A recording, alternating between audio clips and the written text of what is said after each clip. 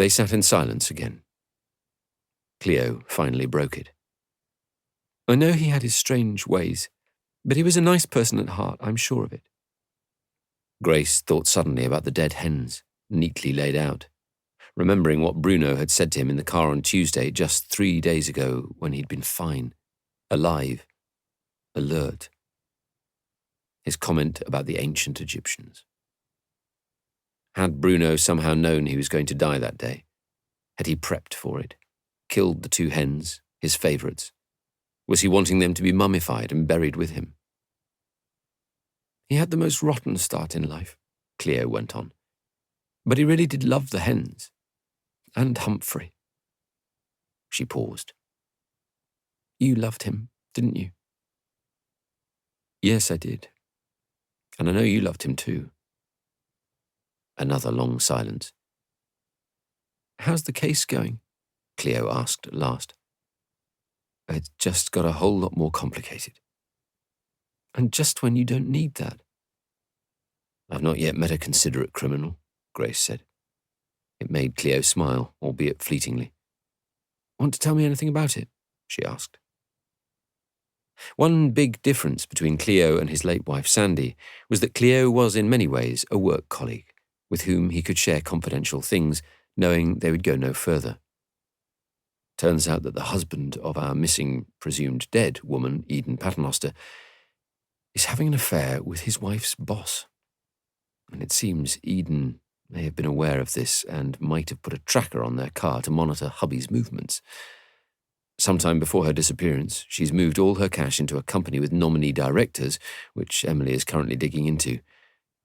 Has she faked her death to dump her husband in the deep doody? Or have her husband and his lover conspired to kill her? Cleo looked thoughtful. You once told me that motives for murder could be put into 4 sets of L's: lust, love, loathing, and loot. Yes? Well remembered. So which do you think applies here? I'm thinking, what motive could Niall Paternoster have for killing his wife? If he's having an affair with her boss, fine. He could file for divorce, or so could Eden. But that would mean divvying up whatever financial assets they have. If Eden was dead, well, that would be much easier. Except for one thing, the 7-year rule. Exactly. Under English law, as Grace knew only too well, a person could only be declared legally dead if they were missing for 7 years. Until that time, all their assets were frozen. If money is the motive, they're playing a long game. A very long one, Grace concurred. Cleo thought hard again. Lust, love, loathing, and loot. So we rule out loot, leaving you with lust, love, or loathing.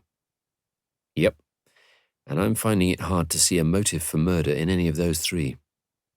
Sure, I got the impression from interviewing Eden's husband that their relationship wasn't great, but she was the breadwinner.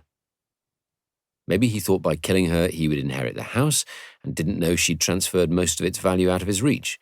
That's the only motive I can come up with so far. What do you know about Eden's boss, that her husband's having the affair with? Polly and I have just been to see her at her home. She's a cold fish in what Polly and I agreed was clearly a toxic marriage. No love between husband and wife. A difficult lady to read, I'd say. A tough nut. We're interviewing her in the morning as a significant witness. Cleo frowned. What do you think's going on? Honestly? I'm really not sure. Niall Paternoster lived in Australia for a time in his 20s, where he'd set up a sailing instruction business. He had a business partner who died, according to him, washed overboard from a boat in a storm. Her body was never found, so the police had no evidence of foul play. But luckily, or conveniently, the business became all his, and he sold it shortly after for a nice sum and moved back to England. His wife, Eden, is the one with the money here, you told me, Cleo said. Yes. Sounds very straightforward to me, Cleo said. He murdered his partner in Australia, netted some loot and came to England, found himself a wife with some assets, then did the same again. A pattern? On the face of it, yes. But there are some anomalies that don't fit. Cassian Pugh wants an update tomorrow. Should be interesting. When is he going to be? She made a cutthroat gesture. Any time now. The wheels of internal investigations by professional standards grind slowly, if thoroughly, especially when two different forces are involved. It will happen, and it will be very sweet. But until then, I still have to kowtow to the corrupt creep. I don't know how you do it. Grace smiled. Remember when you were a small child, what it felt like going to bed on Christmas Eve, waiting for your stocking to arrive, waiting for Christmas Day, all that excitement? That's pretty much how I'm feeling. Or I was. Until dear Bruno. He looked around the room, then continued. Mr. Greenheisen talked about including some of Bruno's favourite things in the funeral, his music, toys, his passions. His Munich football team, Cleo said, glancing down at the bedspread. Definitely, Grace said. What else? Something else that he loved, Cleo said. Maybe his favourite toy, his Porsche, and a photo of his mum? Sure, he replied. Let's do that.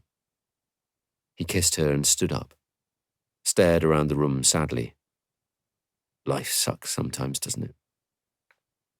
Let's go and eat that food. Yeah, good idea. You know, I heard a quote today that I love from the author Chuck Palahniuk about how it's hard to forget pain, but harder to remember happiness, because we don't have scars for happiness. For some moments, it sent Roy Grace spiralling back into memories of Sandy. The good times. The good years. No scars to show for that. But plenty of scars since her disappearance, and all that had happened subsequently. Scars, he knew, that would be with him for life. Chapter 88, Friday the 6th of September. There were scars that Eden Paternoster would have all her life. They were on her left arm, both above and below the elbow. She'd had severe bruises and fractures to her arm and 2 ribs after Niall had punched her in a drunken rage in her swollen abdomen, sending her hurtling backwards down the stairs. She'd seen flashes of his frightening temper before, with him lashing out physically at his supposed friends. But it was on that night that Eden had first suspected Niall was capable of killing her. They planned to have an early meal that summer evening, as Eden had a horribly early start to drive to a sales conference in North London in the morning. Instead, and not unusually in those months following the start of his business decline, the loss of a major printing contract after a disagreement and the banks threatening to foreclose his loans, Niall, railing at the injustices of the world, had arrived home from the pub. It was just after 10 p.m, and he was drunk and abusive. And hungry. She'd been angry at him, a build-up of jealousy about the wife of a friend of theirs that she felt he was flirting with, and she'd confronted him. Whether it was the punch to the midriff or the fall, she would never know. But it had caused her to miscarry the baby they'd been trying to have for 2 years, and had succeeded finally, after several expensive and unsuccessful IVF attempts. The emergency team who dealt with the miscarriage had saved her life, but the price had been that she would never be able to conceive another child. Niall, of course, full of remorse, professed his love for her, begging her forgiveness, begging her not to press charges with the police, and promising her on his mother's life that he would change. And for a while, he had, becoming again the attentive, loving husband, turning back into the man she had fallen in love with and married. But she could never forget, nor in her heart forgive him, and she knew she could never trust him again. But more than that, she had made the decision that one day, somehow, she would get her revenge on him. She remembered the adage that revenge is a dish best served cold. That's when she had started planning, changing her will after entering into a secret relationship with someone who was in an equally bad marriage as her own. Someone she thought really did care for her. The new love of her life. And she had begun, subtly, to move her assets out of Niall's reach. One of her purchases with these assets was this remote country property named Woodbury Cottage, where she had been living in the days since her disappearance. Converted some years back from a derelict shepherd's croft, it was 1/2 mile up a farm track near Chiddingly, in a dip in the South Downs. And the love of her life was due to arrive any time. She looked at the kitchen clock, 8:05 p.m. She opened the fridge door and checked that the bottle of Prosecco she had put in earlier was now nicely chilled. Then she popped open a tin of her beloved's favourite anchovy olives and poured them into a bowl. Having done that, she pulled on oven gloves and checked the beetroot-based vegetarian pizza in the Aga. It was about done, so she moved it to the warming oven. A ping on her phone signalled a text. She looked at it. 3 minutes. Kiss, kiss, kiss, kiss, kiss, kiss, kiss, kiss. She texted back, make it sooner, kiss, kiss. Then, thrumming with excitement, she raced upstairs and into the bathroom. She checked her hair in the mirror, sprayed mint freshener into her mouth, and dabbed perfume around her neck. Ping. 30 seconds, kiss, kiss. Eden heard the roar of an engine and the scrunch of tyres on the gravel outside. She felt so happy, so incredibly excited as she threw herself back down the stairs and raced over to the front door. Flinging it open, she said, "Oh my God, I've missed you. And me too." Their mouths met, soft, sweet, and they stood on the doorstep for many seconds, kissing hard and holding each other tight, before breaking away and staring, breathless, into each other's eyes. Then they kissed again, for even longer, every cell in Eden's body tingling with desire, craving this incredible person, this incredible body. She felt fingers running through her hair, down the side of her face, then down her body. "I love you so much, Eden. I love you even more." They were so entwined, they almost fell over as they stumbled through the door, before Eden kicked it shut behind her. "God, I've missed you, Rebecca," she said. Their lips met again. Chapter 89, Friday, the 6th of September. Half an hour later, Eden Paternoster and Rebecca Watkins lay naked, wrapped in each other's arms. Rod Stewart's Maggie May was playing softly in the background. "You're amazing," Eden said, grinning. "Yeah, you're a lucky lady," Rebecca replied teasingly. "Drink? Why not?" Eden slipped out of bed and, without bothering to put on any clothes, walked out of the room. "Jesus, I'll never tire of looking at that body," Rebecca called after her. Eden wiggled her bum cheekily as she went through the door. She returned a couple of minutes later with the open Prosecco, 2 glasses, and the bowl of olives. They sat up in bed with the olives balanced between them, and Eden filled their glasses. "To our future," she said. "To our future." They clinked glasses and drank. Then Rebecca dug her hand into the bowl and ate several olives. "I must say, I love my kickboxing sessions." "Kickboxing sessions trump poker evenings, right?" Eden said. "Every time." Then, eating more olives, Rebecca said, "I'm ravenous. Supper's ready downstairs. You are the best lover ever. Did anyone ever tell you?" "Only you." Rebecca punched her playfully. "Liar. It's true." "Okay, you're male lovers then." "The best I got from Niall was that I'm a great shag." Rebecca looked at her quizzically. "Was it ever as good with him as it is with me?" "Not remotely. Not in 1,000,000,000,000,000 years. And I'm meant to believe that?" "Well, you're shagging him too. And your assessment is?" Rebecca wrinkled her face. "Yuck. Did you shag him today? Weren't you seeing him this afternoon?" She gave a shaking motion with her hand as her reply. "Just a hand job." "Really? We were up at the dike in the car park, and I didn't want, before seeing you." She shrugged. He was fine with that. Well, he is a wanker, through and through. Both women giggled. Eden then looked at her, serious now. Any news? What did he say about the police? Not much, really. He's been released on police bail. He's still totally mystified about your disappearance. He just repeated what he said before, that he thinks you've set him up. He's worried about the evidence they've thrown at him, but he's sure they won't find any proof, that they're not going to find anything. I think, actually, he's angry because he knows in his heart, you've beaten him. Eden smiled and raised her glass again.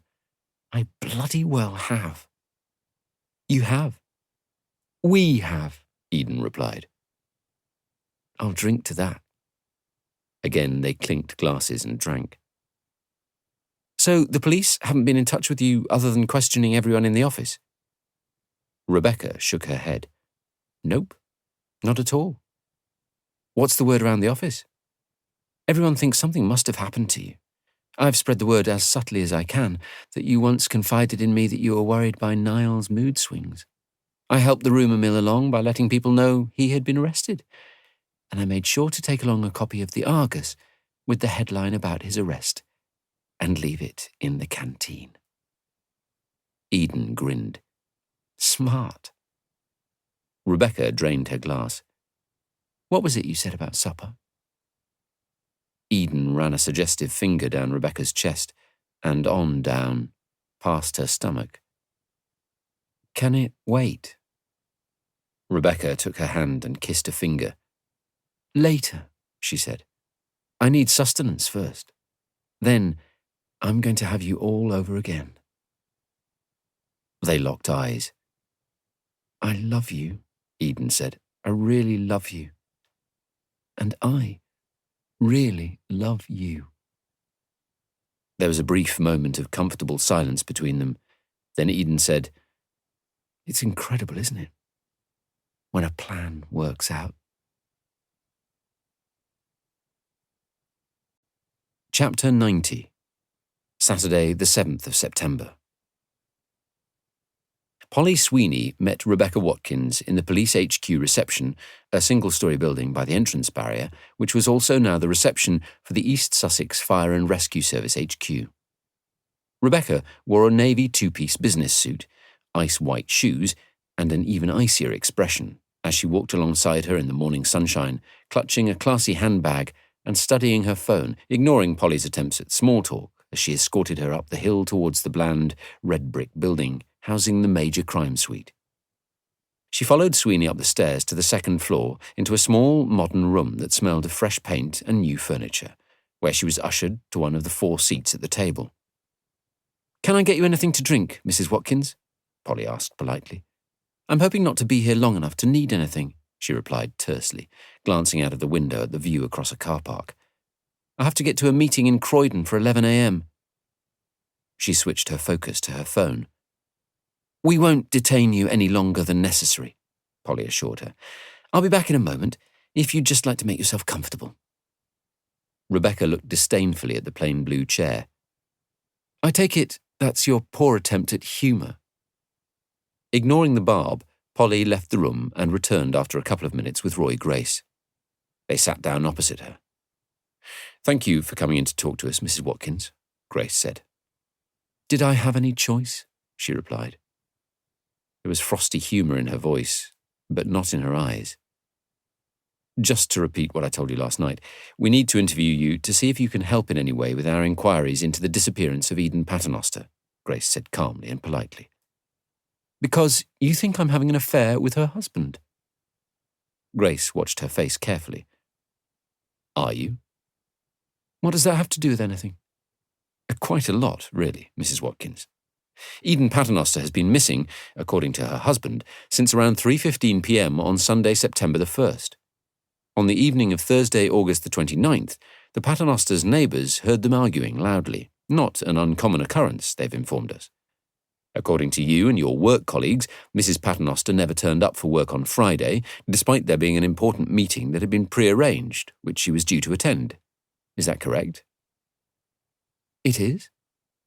Is that in any way characteristic of Mrs. Paternoster? No, Not at all.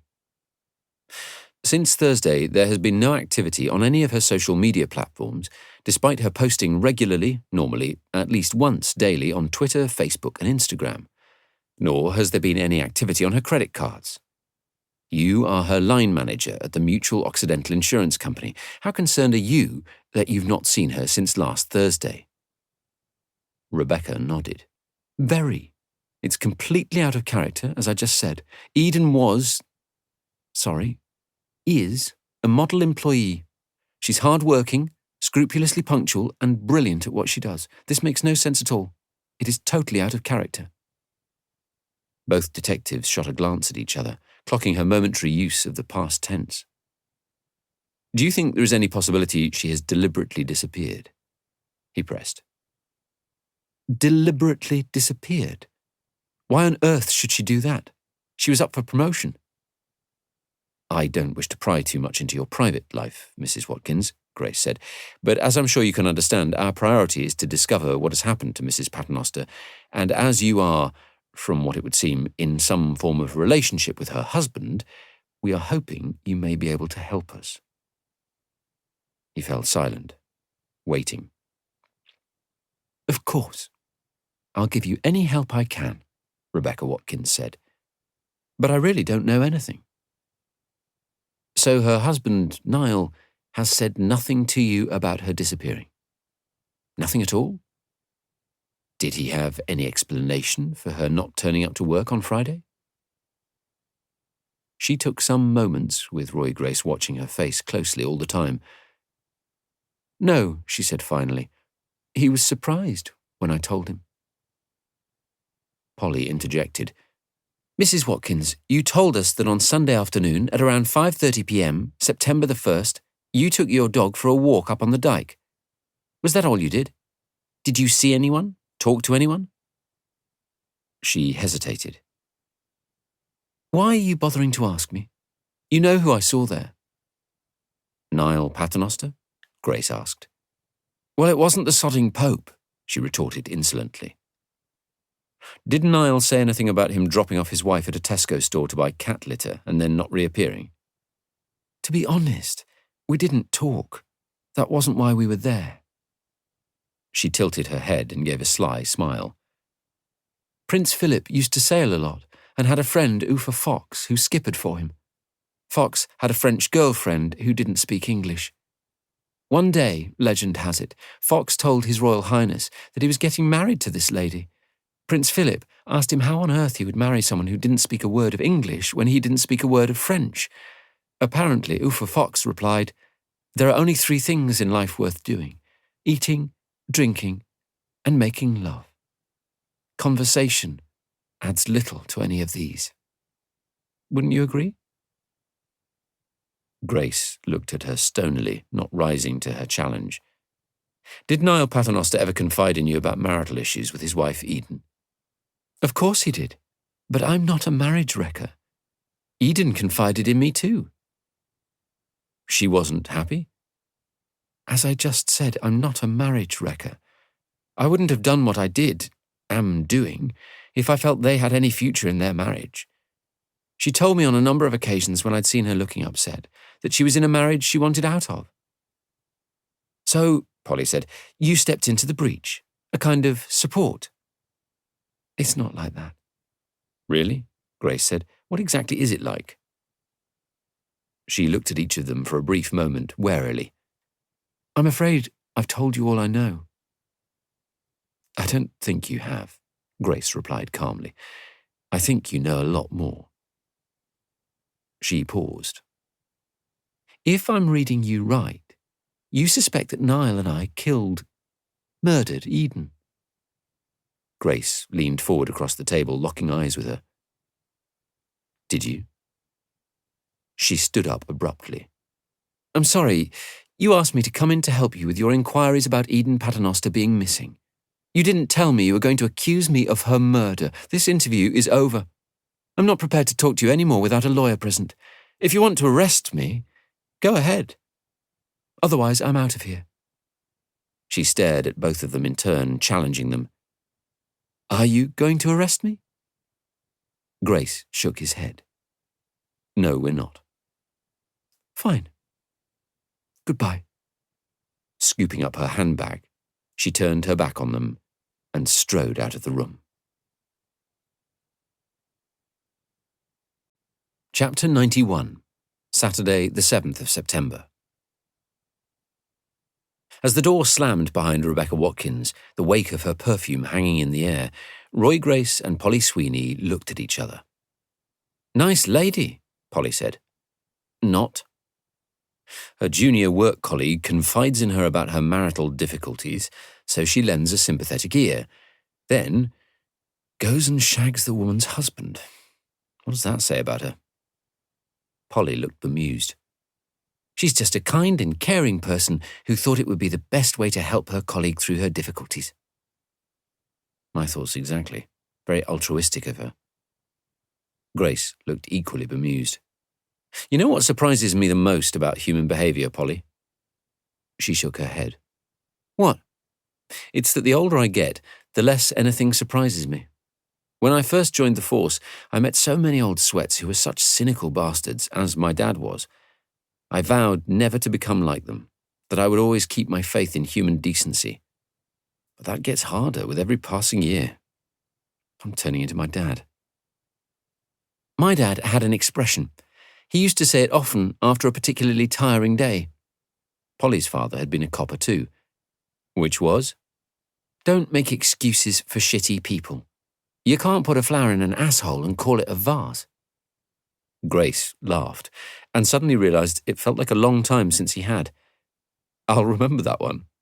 Then, serious again, he said, "So, what's your assessment of Rebecca Watkins?" "A proper ice maiden. What a bitch." "Well said. But personally, I wouldn't be so polite." Polly raised her eyebrows. "She's hiding something." "For sure. The question is, what? She's definitely lying to us, but her arrogance, confidence, is telling me she's not done anything illegal here, not committed any crime." "Such as murdering Eden?" Grace nodded. "My reading of her is she's defensive of Niall, which indicates she doesn't think he's committed any crime." "What do you think, sir?" Grace took a moment to reply. "Something's been bothering me from the very start. When Sandy vanished, I was frantic with worry that something bad had happened to her.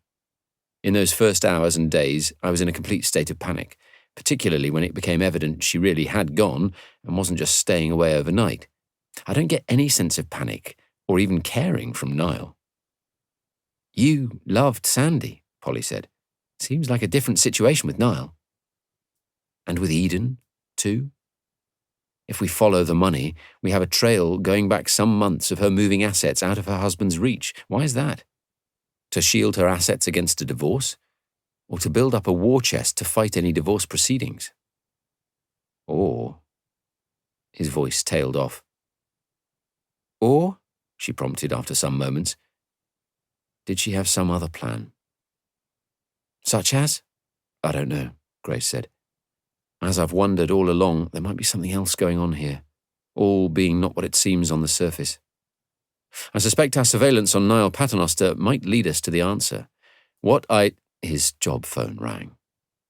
Answering it, he heard a voice he recognised, D.I. Lawrence Thompson, staff officer to Cassian Pugh. "Sir," he said respectfully, "the ACC would like to see you as soon as convenient in his office." Grace quickly checked the calendar on his computer. "I can be there in 15, he said. "Thank you, sir. I will inform him." "And stick your phone up his jacksie while you're at it," Grace thought irreverently. He knew that Lawrence Thompson shared his views on Pugh. Not many employees of Sussex Police who'd ever encountered the man didn't. Chapter 92, Saturday, the 7th of September. Usually, these days, the ACC didn't invite Roy Grace to sit, instead making him stand in front of his desk for their meetings. But today, with an odd, almost simpering smile, he shook his hand firmly. "Good to see you, Roy. Thanks for sparing the time to see me." As Cassian Pugh spoke, he ushered him to one of the two-seater corner sofas and perched himself on the other. "Would you like some coffee?" That was almost another first. This must be Pugh's way of showing sympathy, Grace thought. I'm fine, thank you, sir. Pugh looked closely at him, still with his faintly unintelligent expression. How are you bearing up? Okay, thank you. Being at work is helping. And your lovely wife? Is she coping all right? Cleo's trying to be strong. She's gone into work today as well. A frown flitted across his face. I understand the PM on Bruno was carried out at Worthing. Is that right? Yes, to spare Cleo from having to be involved. The funeral directors are collecting his body from there. Very sensible, Pugh said. I'm so extremely sorry, Roy, for your loss. You have my very deepest sympathy. You will please pass my condolences to Cleo and his grandparents. I will, thank you. I think it was Aristotle who said, the gods have no greater torment than for a mother to outlive her child. Fortunately for Sandy, if you can call her a mother, she didn't. The wan smile again. I'm sure it applies to the father as well. It does, Grace replied. And Aristotle was right. Pugh nodded, clasping his hands together in a gesture of sympathy. If there is anything I can do, if you need to take some time out, as I've said before, please let me know. I appreciate that, sir. And when you have made the funeral arrangements, please also let me know. Was he intending to send a donation to the charity he and Cleo decided on, which they were still discussing, Grace wondered? God forbid he was planning to attend. All the more reason to make it a private, family one. It had been bad enough when he'd attended Sandy's. He didn't want this creek polluting their grief at Bruno's. We'll be putting an announcement in the Argus, he replied. Pugh nodded. Perhaps you could let me know, in case I miss it. Grace grimaced by way of a reply. There was a moment of silence. Then Pugh's face clouded into a back-to-business expression. Evidently, the ACC was still blissfully unaware of the tsunami heading his way. That thought was the only thing that cheered Grace up at this moment. Right, Pugh said. Good. So, I need to talk to you about resourcing, Roy. Resourcing? As you are well aware, Operation Lagoon is currently using half the entire major crime team's available manpower, as well as one of only 2 surveillance teams our finance is currently stretched to. So I thought you might like to give me an update. With pleasure, sir. Grace said the word sir, happy in the knowledge he wouldn't be saying it for much longer, not from the moment professional standards acted on the information Guy Batchelor had provided. But for now, he maintained a facade of respect. Should we still be calling it manpower, sir? Not a very up-to-date expression, is it? Pugh looked, as he so often did when confronted by anything distasteful to him, as if he could smell something nasty. Do you have a better term for it? Grace gave him a deadpan look. Resources? For the next 5 minutes, he filled Pugh in on their progress to date and the major turn of events with the discovery of Rebecca Watkins's affair with Niall Paternoster. When he had finished, Pugh sat for a while saying nothing. Finally, he nodded. You've established through the surveillance that Eden Paternoster's husband and her boss, Rebecca Watkins, are having an affair. Nice work. Thank you, sir, Grace said politely, expecting the sting was about to come. Pugh didn't disappoint. Clearly, Roy, you believe in the possibility that Eden Paternoster, far from being murdered and her body dissected, may still be alive and well and in hiding. It's one hypothesis. Do you have others? 3.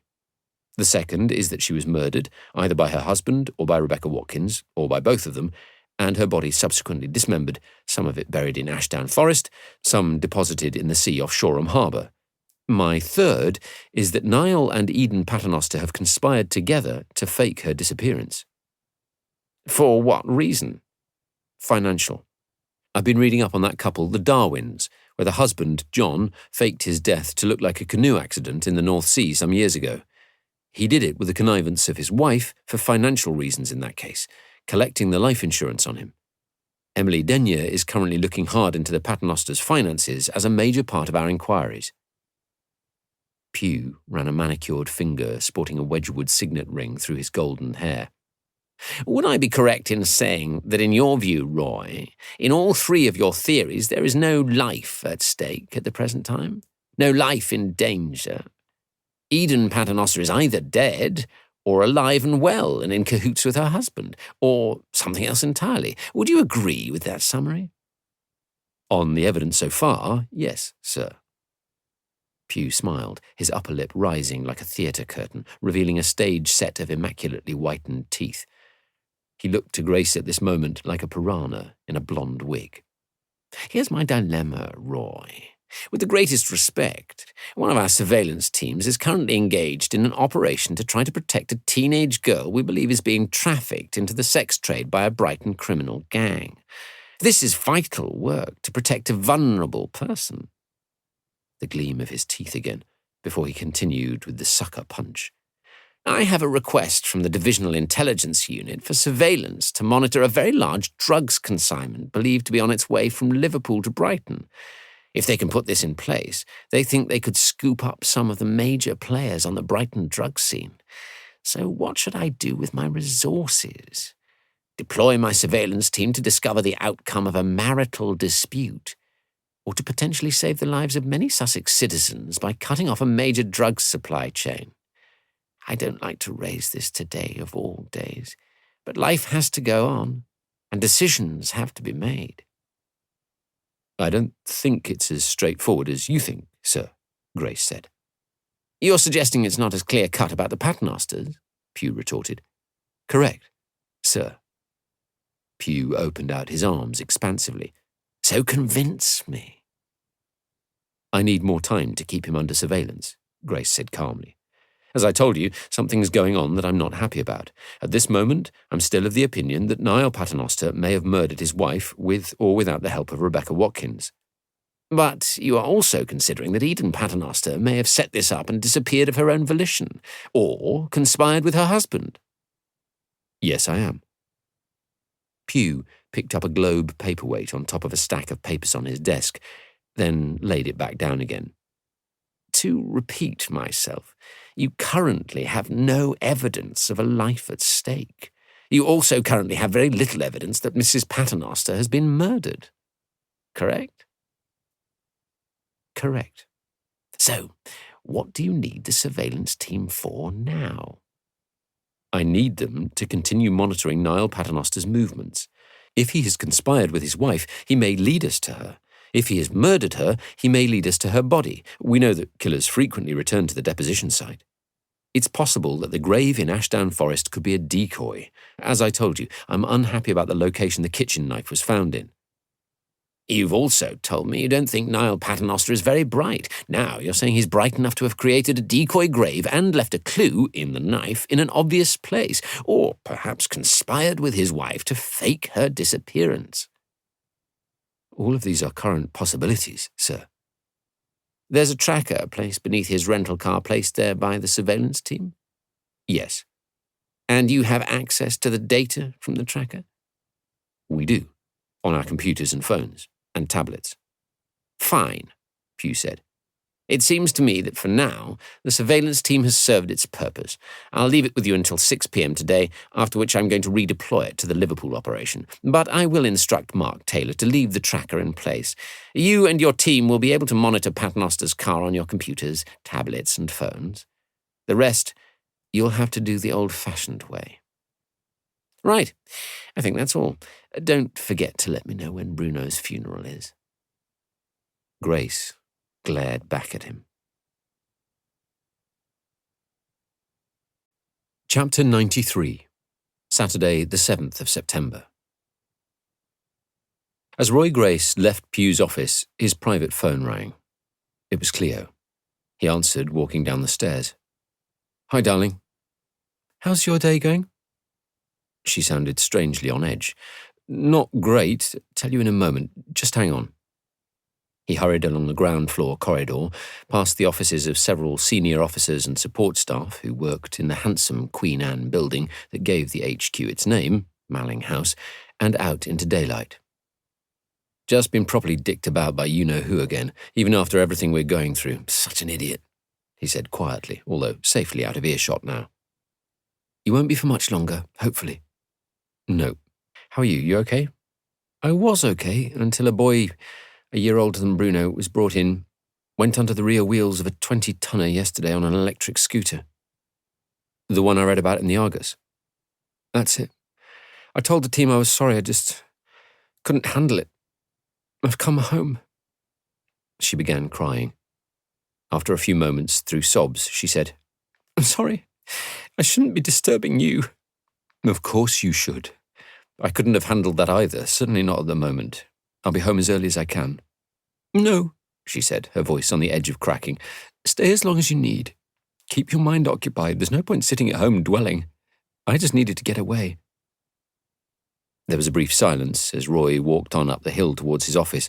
Then, sounding a little more composed, Cleo said, I've just spoken to the funeral director, Mr. Greenheisen. Subject to a couple of lab reports from Bruno's post-mortem that she's waiting on, the coroner is happy to release his body tomorrow. The vicar of All Saints, a lovely man, says he could fit the funeral in on Monday, September the 13th. Thanks. That's good news. He's given me a list of stuff we need to go through. We can discuss all that tonight when you get back. We'll need to decide on the music and whether anyone should do a eulogy. Sure, he said. I can't immediately think who. Maybe you could say a few words. Okay, we'll discuss it later. I really do want this to be a private family affair. I've a feeling bloody Pew is planning to come, and I want to keep him out. I've just had Bruno's headmaster on the phone. The school are already conducting their own investigations, and it appears Bruno got out over the gates. He asked me to pass on his sincere condolences and said that he and several teachers would like to attend, and perhaps some of Bruno's schoolmates. I didn't know Bruno had any mates, Grace nearly said, but he held it back. Okay. I love you. Love you too, she said forlornly. He ended the call just as he reached the entrance to the major crime suite and made his way to his office, his mind swirling with thoughts both about the impending funeral and his meeting with Pew. He made himself a coffee, putting the milk in the mug first and then the coffee before adding the water, something Sandy had taught him, insisting it tasted better that way, and she was right. He used the time it took for the kettle to boil to start focusing back on the investigation. Carrying the mug through to his office, he sat at his desk, glanced through his emails, then called Glenn Branson and Jack Alexander in turn, asking them to come to see him right away. When both detectives were seated in front of him, he told them of the developments following his meeting with Pew. Neither of them, nor any other members of his team, had any inkling about the ACC's impending fate. What planet is he on? Branson retorted. So we have to take over from surveillance ourselves? Yes, as best we can. Grace tapped his screen. I have the tracker on Niall Paternoster's rented Fiesta showing currently stationary outside their home in Neville Road. Aidan Gilbert's doing some wizardry and it should appear on all the team's laptops and phones. Glenn, I'm giving you the action of organising a rota for this weekend of 3 team members to man the observation post as discreetly as possible to confirm when he drives away from the house. We will have his whereabouts on our screens. Will do, boss. Grace turned to Alexander. Jack, I need you... He was interrupted by his job phone ringing again. Raising an apologetic hand to the 2 detectives, he answered. It was Emily Denyer. Sir, she said, I've been going through the documents seized from the Paternosters' house by the search team. There's a solicitor's letter regarding a will made by Eden Paternoster. It was hidden under the paper lining of a drawer in an antique bureau which appears to be her writing desk, and where she keeps all her private papers, along with a life insurance document. How recent was this document? It's dated March 17th of this year. What's the gist of it? It's pretty simple, really. I think you'll find this interesting, sir. Any death benefit was to be paid out to Rebecca Watkins.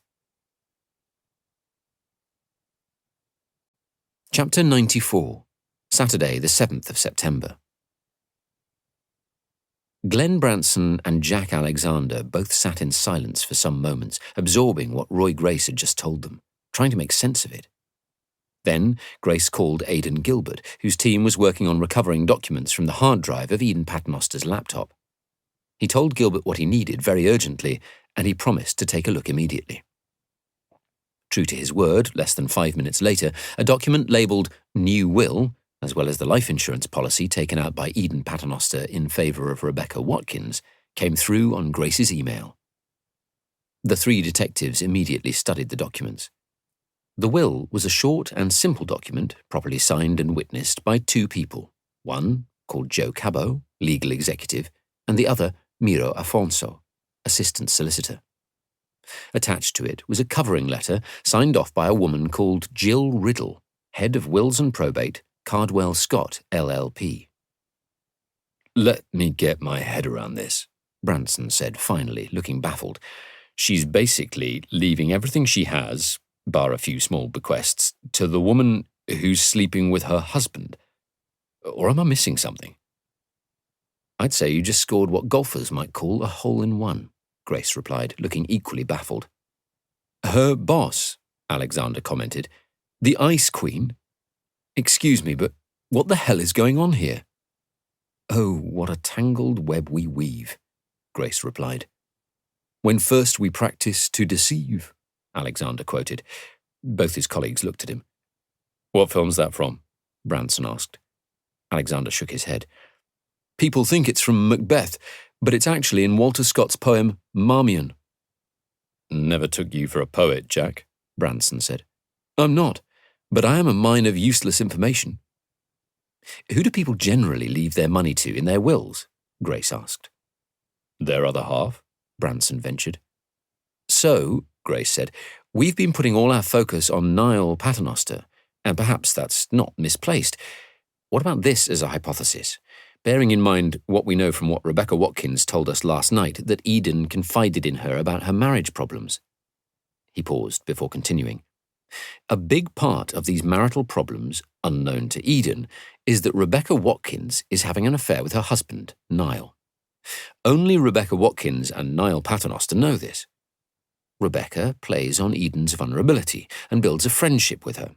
She plays the game of being the considerate, trusted, forever friend, someone who will support her out of this situation, help her build her life back and plan for the future." He paused to let this sink in. "Rebecca then puts a cunning plan to Eden. Leave all your money to me. Fake your disappearance, setting up Niall as the possible murderer, but without sufficient evidence for him ever to go to trial, and bingo. There's no body, but as we're going to map out the rest of your life and get you to a better place, what's a 7-year wait to be declared legally dead to collect the cash?" He looked at the two detectives. "It may sound far-fetched, but we need to consider everything. Where are we with obtaining Eden's medical records?" "We've requested them, but they haven't arrived yet. Maybe we should go and pay the solicitor who drafted the will a visit, boss," Branson suggested. "I know the firm. They're local, just opposite Brighton Library." Grace looked at his watch. 11:34 a.m. "They'll be closed today, but we'll go Monday morning, Glenn. Maybe we can catch her between clients, or else in her lunch break." "Will she talk to us? You know what briefs are like. Or should we get a warrant?" "No, that would be too heavy-handed, and I think we'd struggle to get one for this. Client confidentiality is sacrosanct. Let's just try our natural charm." Branson gave him a quizzical grin. "Yours? Or mine?" "Really? You think you have some?" Grace replied. His colleague shook his head. He shot a glance at Alexander, who was smiling, then back at Grace. "I honestly don't know why I like you." "Could it be my natural charm?" Chapter 95, Sunday the 8th of September.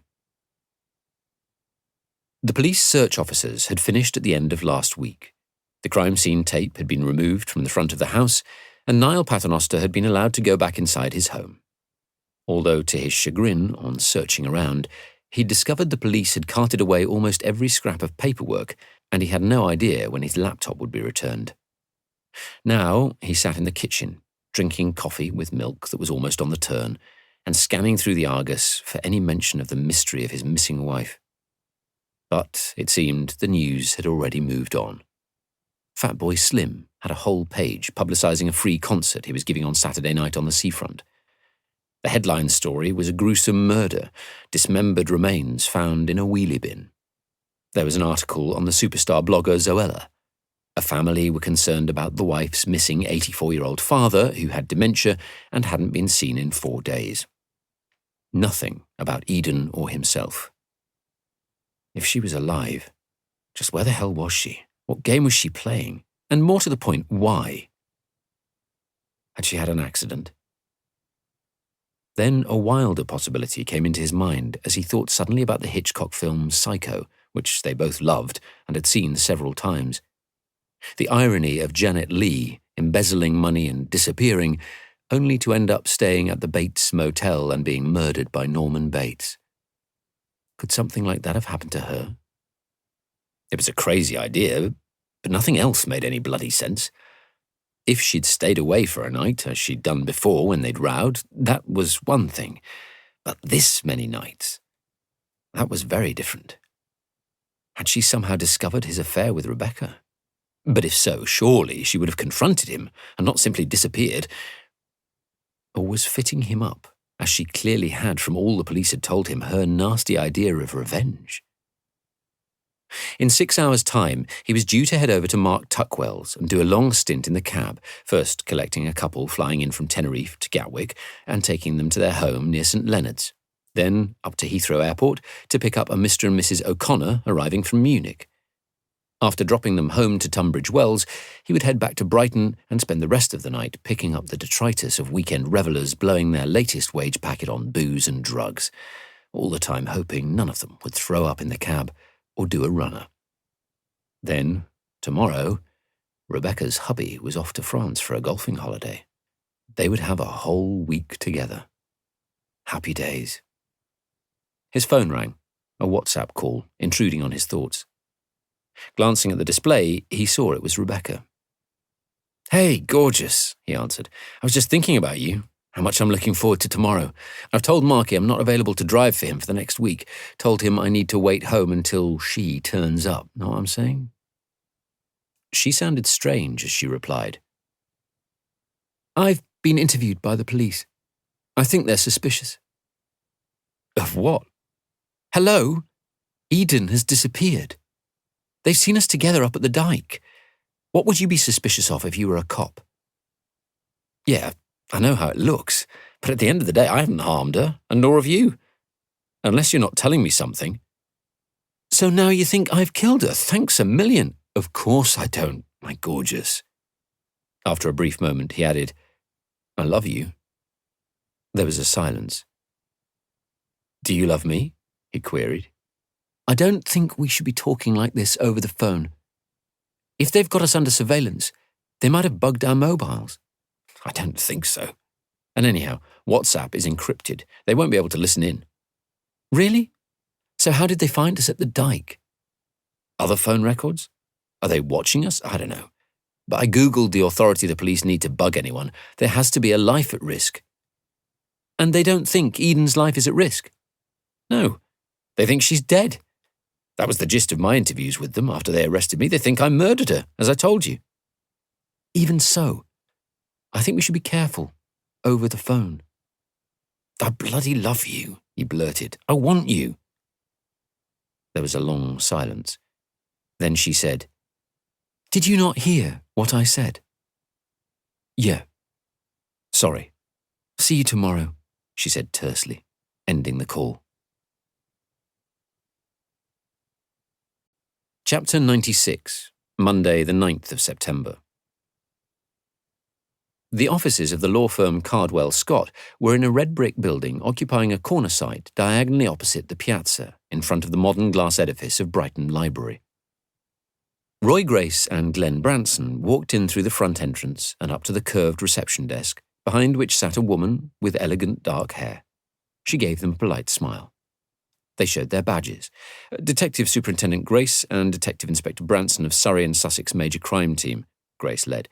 "We would like to speak to Jill Riddle." She glanced at her computer screen, then looked up at them. "Do you have an appointment, officers?" "No," Grace said, "but we need to speak to her urgently on a potential murder investigation we believe Ms. Riddle may be able to help us with." "Take a seat, gentlemen, and I'll see if she's free." She indicated to a sofa in front of a table with a spread of newspapers and local magazines, then lifted her handset. "How was your day yesterday?" Branson asked, his voice sympathetic. "And how's Cleo taking it all?" "She's pretty cut up." He shrugged. "I don't know. I never thought she had much fondness for Bruno, but clearly she cared for him a lot more than I realised. But we had an okay day, thanks. Noah tried to make scones, which basically meant covering most of the kitchen, and Humphrey in flour. He's turning into a little rascal, nicking the cheese when Caitlin wasn't looking." Branson grinned. "Then Jack came over and we did a Sunday roast. Good to have a bit of normality. But I haven't really slept." The receptionist replaced her handset and looked at the detectives. "Ms. Riddle has a 15-minute window before her next client." She pointed over to her right, to a lift. "If you go to the 4th floor, her assistant will meet you." They entered and rode the irritatingly slow lift upwards. Finally, the doors jerked open to reveal a neatly dressed middle-aged woman with a wavy fringe shaping her face, standing on a small, sterile-feeling landing. She greeted them with an uncertain smile. "Follow me, please, gentlemen," she said. They walked along a corridor, past a number of closed doors. She rapped on the last one, then opened it and ushered the detectives through. Grace led, followed by Branson, into a small, tidy office, with one wall lined with bookshelves filled with legal tomes and a window overlooking the library. A woman with wild grey hair, wearing a blue two-piece over a white blouse secured at the neck with a looped, bootlace thin black bow, gave them a quizzical look. On her desk were several stacks of documents bound with ribbons, as well as a silver photograph frame showing 2 young men, seemingly twins, dressed in mortarboards and graduation gowns, and another of 2 golden doodles. There were more bound stacks of documents arranged on the floor next to the desk. On another wall, Grace clocked a practicing certificate and a large framed photograph of a woman's hockey team. She stood up. "Gentlemen, good morning." Grace and Branson showed her their warrant cards. "Jill Riddle?" Grace checked. "Yes. What is this about?" "I'm Detective Superintendent Grace from Surrey and Sussex Major Crime Team, and this is my colleague, Detective Inspector Branson. We appreciate your seeing us at such short notice," he said. "We're investigating the disappearance, under suspicious circumstances, of Mrs. Eden Paternoster, whom we believe is a client of yours." She nodded. "I've been reading about this in the Argus." She indicated the 2 chairs in front of her desk. "Please, sit. Can I offer you any tea or coffee?" "Oh, we're fine, thank you. And we know you've only got a few minutes, so we'll keep it brief. We believe Mrs. Paternoster may have been murdered, and her husband, Niall, is currently our prime suspect. Our investigating team have located a will on a computer hard drive, which appears to have been drafted by you. I have a printed copy of it here."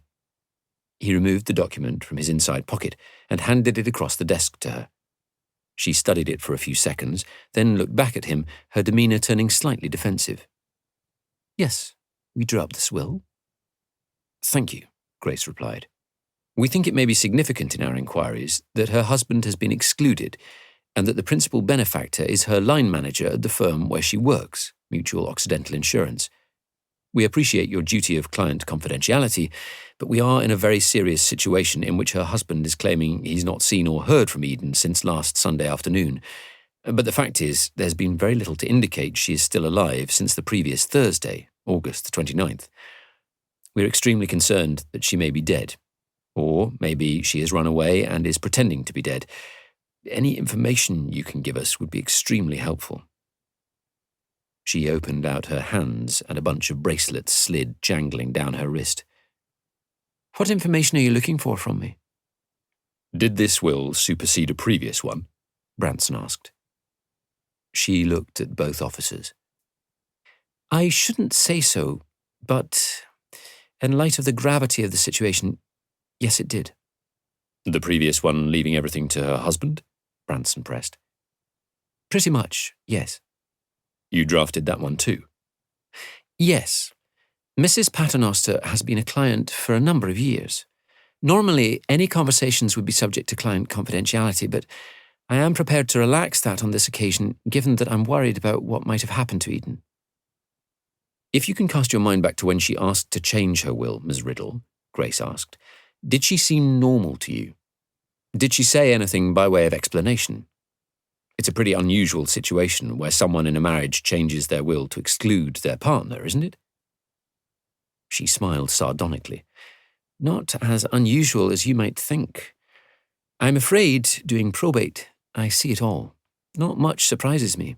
And I'm not saying this is the case here, but I've known people take masochistic pleasure in deliberately excluding someone who would be expecting an inheritance. They leave it to a dog's home or some other charity.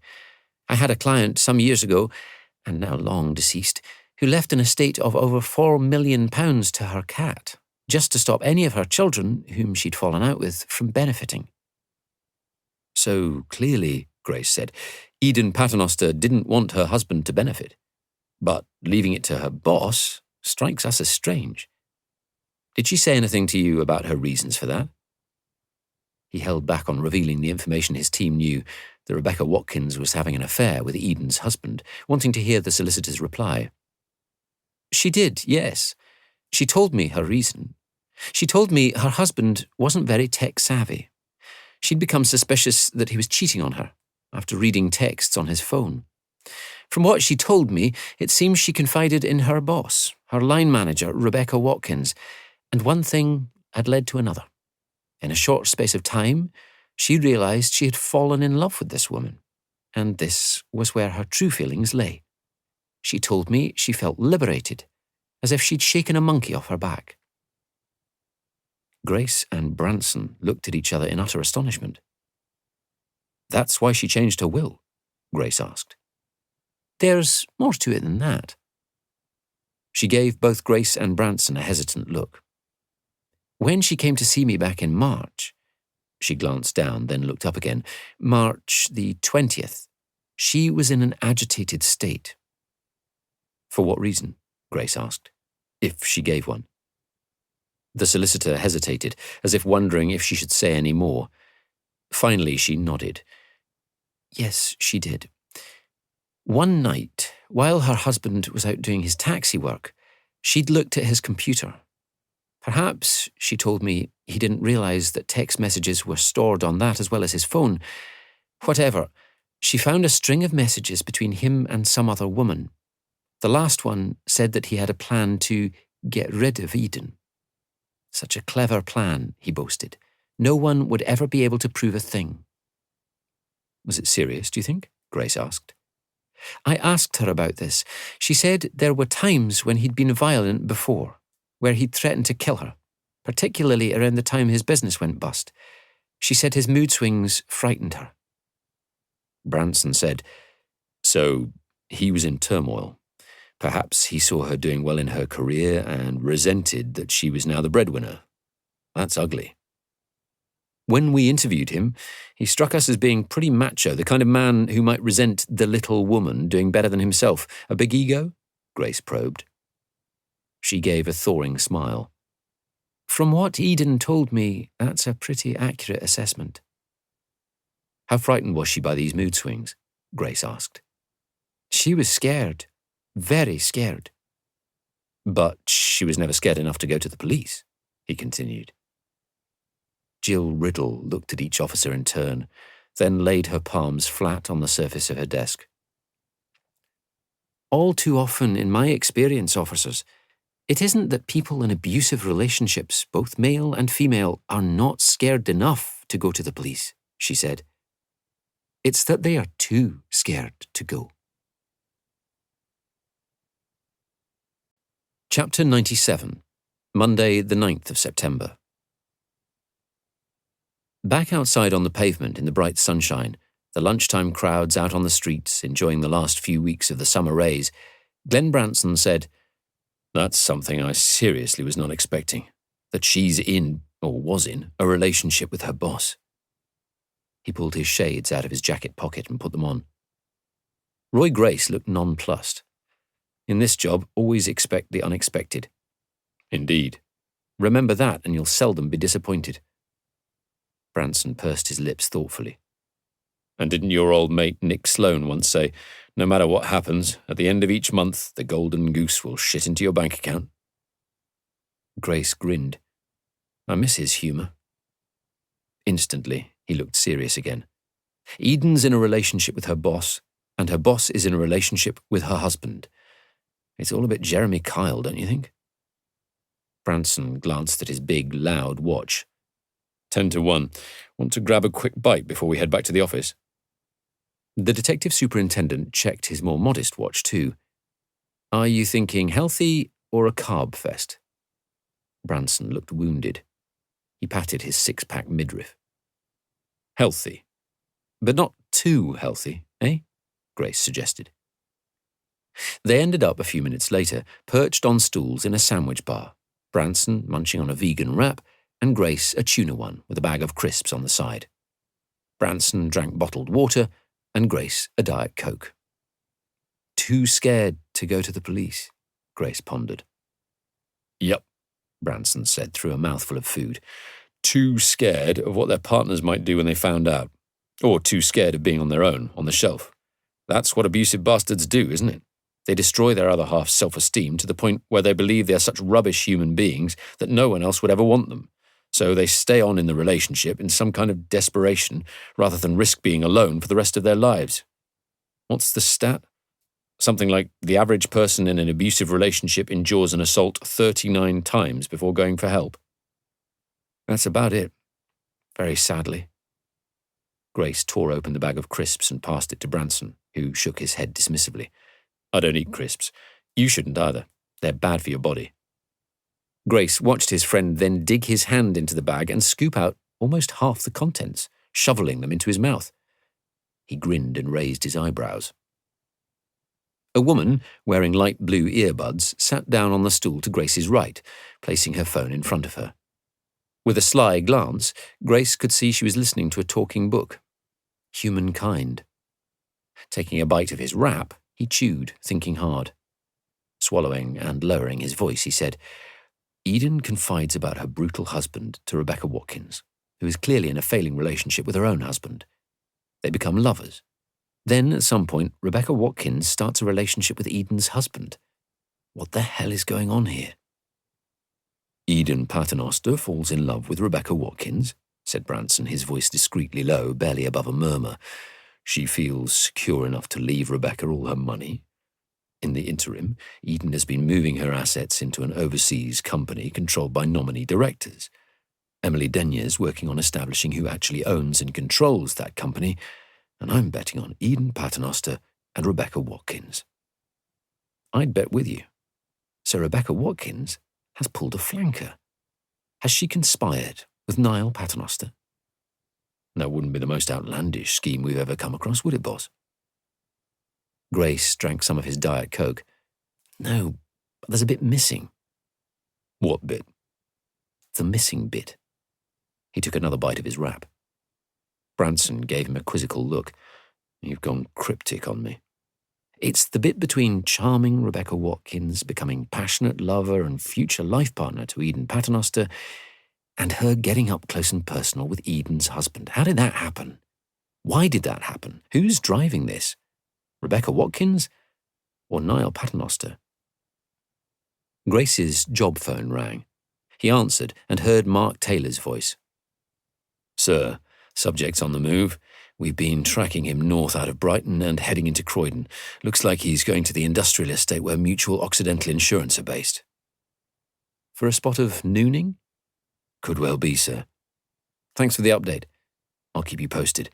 And I just wanted to say, I'm very sorry, sir, that we're again being redeployed this evening back to the drugs job, Operation Cockerel. But we will still be with you until 6 p.m. We're glad to give you this extra day, and we're hopeful we'll be back with you full-time later in the week. I appreciate it, Mark. Ending the call, Branson frowned at him. Nooning? What's that? Sorry, I forgot you've led a sheltered life. Ha ha. Grace brought him up to speed with Taylor's report, adding, It means having an illicit lunchtime liaison. Ah. He dug into Grace's crisps and ate most of the rest of the packet. Munching on them, he said, Just saving you from yourself. I appreciate your altruism. I'm all heart. Then Branson frowned. Okay, so, no surprise they are meeting at lunchtimes. Rebecca has a husband expecting her home after work.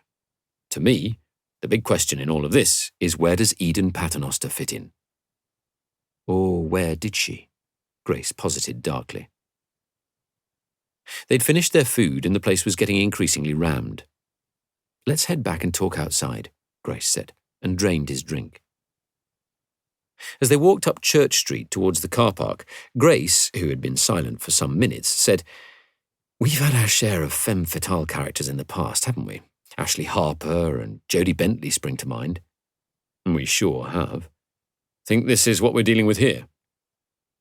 Entering the car park, Branson inserted the ticket into one of the pay machines, followed by his credit card. The area was deserted. It is interesting that Rebecca Watkins made no mention of this relationship when we interviewed her at headquarters. She appears to be cunning and resourceful. She is. Collecting his ticket, they walked up the 3 flights of stone stairs to the level where they were parked. Grace waited until they were in the privacy of their car before continuing, but he was interrupted by another call from Taylor. He put it on speaker. An update, sir. Subject is out of his car, walking down the street holding hands with Rebecca Watkins. Sweet, Grace commented. Orman is parked up close. Looks like they might be heading somewhere for lunch. When we get the location, she'll go in. Good work, Mark. Ending the call, he turned back to Branson. So, which came first, the chicken or the egg? His colleague frowned. Meaning? Was Rebecca Watkins already having an affair with Eden's husband, and they hatched a scheme between them for Rebecca to seduce Eden and become her lover, get her to change her will and then kill her, making it look like she'd disappeared? The flaw in that, as I see it, boss, is how could Rebecca know that Eden would be up for being seduced? Fair point, Grace said. Maybe it only started as a friendship, and they became closer. I don't know, it's just another hypothesis, but it seems to me that we have 2 people in deteriorating relationships, Niall Paternoster and Rebecca Watkins. We know from Emily Denyer's investigations that Niall Paternoster is skint, apart from the small change he makes as a taxi driver. He paused. With me so far? I'm on your bus. Grace smiled and went on. Rebecca and Niall are lovers. Niall's wife has a considerable net worth.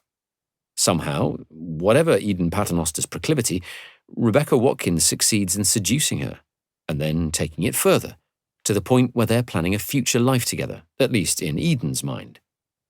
Rebecca convinces Eden to move all her assets out of Niall's reach, and, for extra security, she gets her to change her will in her favour. Then Rebecca plots with Niall to murder Eden, making it look like she has simply disappeared. But Niall has screwed it all up, leaving a trail of evidence. But they've still been smart enough to dispose of Eden's remains, leaving us with a no-body murder investigation, perhaps aware how hard they are to prove. Remember all those crime novels and true crime DVDs in their house? I reckon we had enough evidence on her husband until the will popped up, Grace said. But of course it provides another motive if he knew about this more recent will. Do you think we might have enough for the CPS to consider a conspiracy to murder charge against both Paternoster and Watkins? Grace shook his head. Not yet. His phone rang once more. It was Taylor again. Sir, subject and Rebecca Watkins have entered a pub. Orman's only 2 minutes away and is going there now. Ending the call, Grace shook his head. This was the level of professional surveillance he needed for this case. Hopefully, Orman would get a line of sight on the couple and be able to lip-read their conversation. Pugh, he said. What a bloody idiot. Sure, he understood that, as the overall head of major crime for Sussex Police, Pugh had to make decisions on deploying his limited resources, but drugs came down from Liverpool all the time. The docks were a major point of entry for them into the country. You'd bust one lot, and another supply chain would take their place. But this was a potential murder, one he felt close to cracking, and the ACC had taken away his most valuable resource. At least, a small win. He'd been able to get them for today. Branson gave him a sympathetic look. I don't know how he's got to where he is. His entire career, he just seems to have failed upwards. Where does he go next? Chief Constable? Or Commissioner of the Met? Jail, hopefully, Grace thought, but did not say. Other than to Cleo, he'd not breathed a word about the evidence he had against the ACC. Maybe this would be the last time Pugh would mess things up for him, he hoped. But he was getting increasingly concerned that no action as yet had happened against the man, and he was starting to have doubts. Had he made a big mistake, trusting the word of a disgraced former officer, no matter that they had once been friends? Had he been stupid to ignore Cleo's warning that this could all backfire on him? Professional standards normally acted swiftly to suspend an officer if there was any whiff of suspicion. But now, 8 days had gone by since he had given the information to Alison Vosper. Although, of course, they would need to secure the evidence before taking any action. Could he have made the biggest mistake of his career? "Still with us?" Branson asked, breaking him out of his thoughts. Grace smiled. "At the moment, yes." Chapter 98. Monday, the 9th of September. Rebecca Watkins and Niall Paternoster sat side by side on a curved banquette in a corner booth at the rammed Green Dragon on Croydon High Street. Rebecca had in front of her a half-eaten plate of prawn salad and Niall a beef and mushroom pie. He raised his pint glass, which he had nearly drained, and clinked her glass of white wine. "To the future." "To our future," she corrected. "To our future." They clinked glasses again and locked eyes. Niall's right leg pressed tightly against her left. They were so absorbed in each other that neither of them noticed the lean woman with long hair, wearing ripped jeans and a lightweight jacket, who was standing at the bar drinking a lime and soda and picking at a sandwich, who kept glancing in their direction and then making notes in what looked like her diary. "How's your week looking?" Rebecca asked. "Pretty dull. So long as I'm not rearrested for my beloved wife's non-murder. Otherwise, I'm free all week." He gave her a cheeky look. "Do you have something in mind?" Her hand was sliding provocatively down between his legs and pressing against his crotch. Maybe," she said, nudging up closer to him. "I have the thing I'm holding in my hand very much in my mind." After a quick glance around, he gave her a kiss on the cheek. "And I have you very much in my mind." She squeezed him a little harder, and he gasped. "We have our annual sales conference this week, at the Grand in Eastbourne. Hubby's not coming, of course. He's away. I have to make a presentation on Thursday afternoon, then put in an appearance at the dinner. But I thought, if you're up for it, we could have ourselves a cosy rendezvous late night after I've escaped." "Like your hotel room?" She shook her head. "Too many work people around. I'll have a think. Somewhere wild, crazy, deeply romantic." The erotic tingling inside him was so strong, Niall could barely speak. "I like it." "I'll text you. Late night, somewhere where there won't be anyone around. I can put the rear seats of the rangy flat. You bring a bottle of Prosecco and glasses." "What sort of time?" "Whenever I can get away without being rude. Probably be near to midnight. Does that sound like a plan?" He winced as she stroked him. "It sounds like a very good plan." "The best plan you ever heard in your life?" "Even better." After a discreet glance around, checking there were none of her colleagues about, she kissed him on the cheek. "You'd better be there." Chapter 99. Monday, the 9th of September. There was now a fourth whiteboard behind Roy Grace in the conference room. It was labelled Rebecca Watkins. 2 photographs of her taken through long lenses and another of her and Niall Paternoster walking on the street captured by the surveillance team were stuck to it. Below them was a partially filled-in association chart showing her known network of family and other contacts. It was 5 p.m. Grace looked up from his notes at the crowded table. This is the 12th briefing of Operation Lagoon, and we have some significant developments. The first is that, unfortunately, our surveillance team has again been temporarily redeployed, but they're leaving the tracker in place beneath Niall Paternoster's rental Fiesta. He turned to Alexander.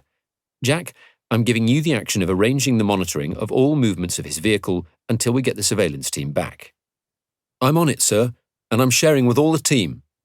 Addressing them, Alexander said, You'll each be able to track any movements on your computer and phone screens. DC Boutwood raised her hand.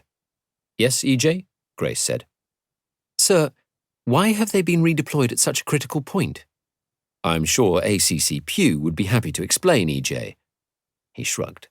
Resources. I'm afraid it is what it is, and we have to get on with it. Understood, sir. I'm glad you understand, EJ, Norman Potting grumbled. He turned to Grace. Resources? Is that shorthand for being dumped on from a great height, Chief? I couldn't possibly comment, Norman, Grace replied with a thin smile. I'll leave you to form your own conclusions, but we do get the team back later in the week. Potting shook his head, making a tutting sound. Ignoring him, Grace continued. I've called this briefing earlier than usual because I particularly wanted to have Sharon Orman here this afternoon before we lose her valuable skills. Orman, as some of you know, has developed a formidable lip-reading ability.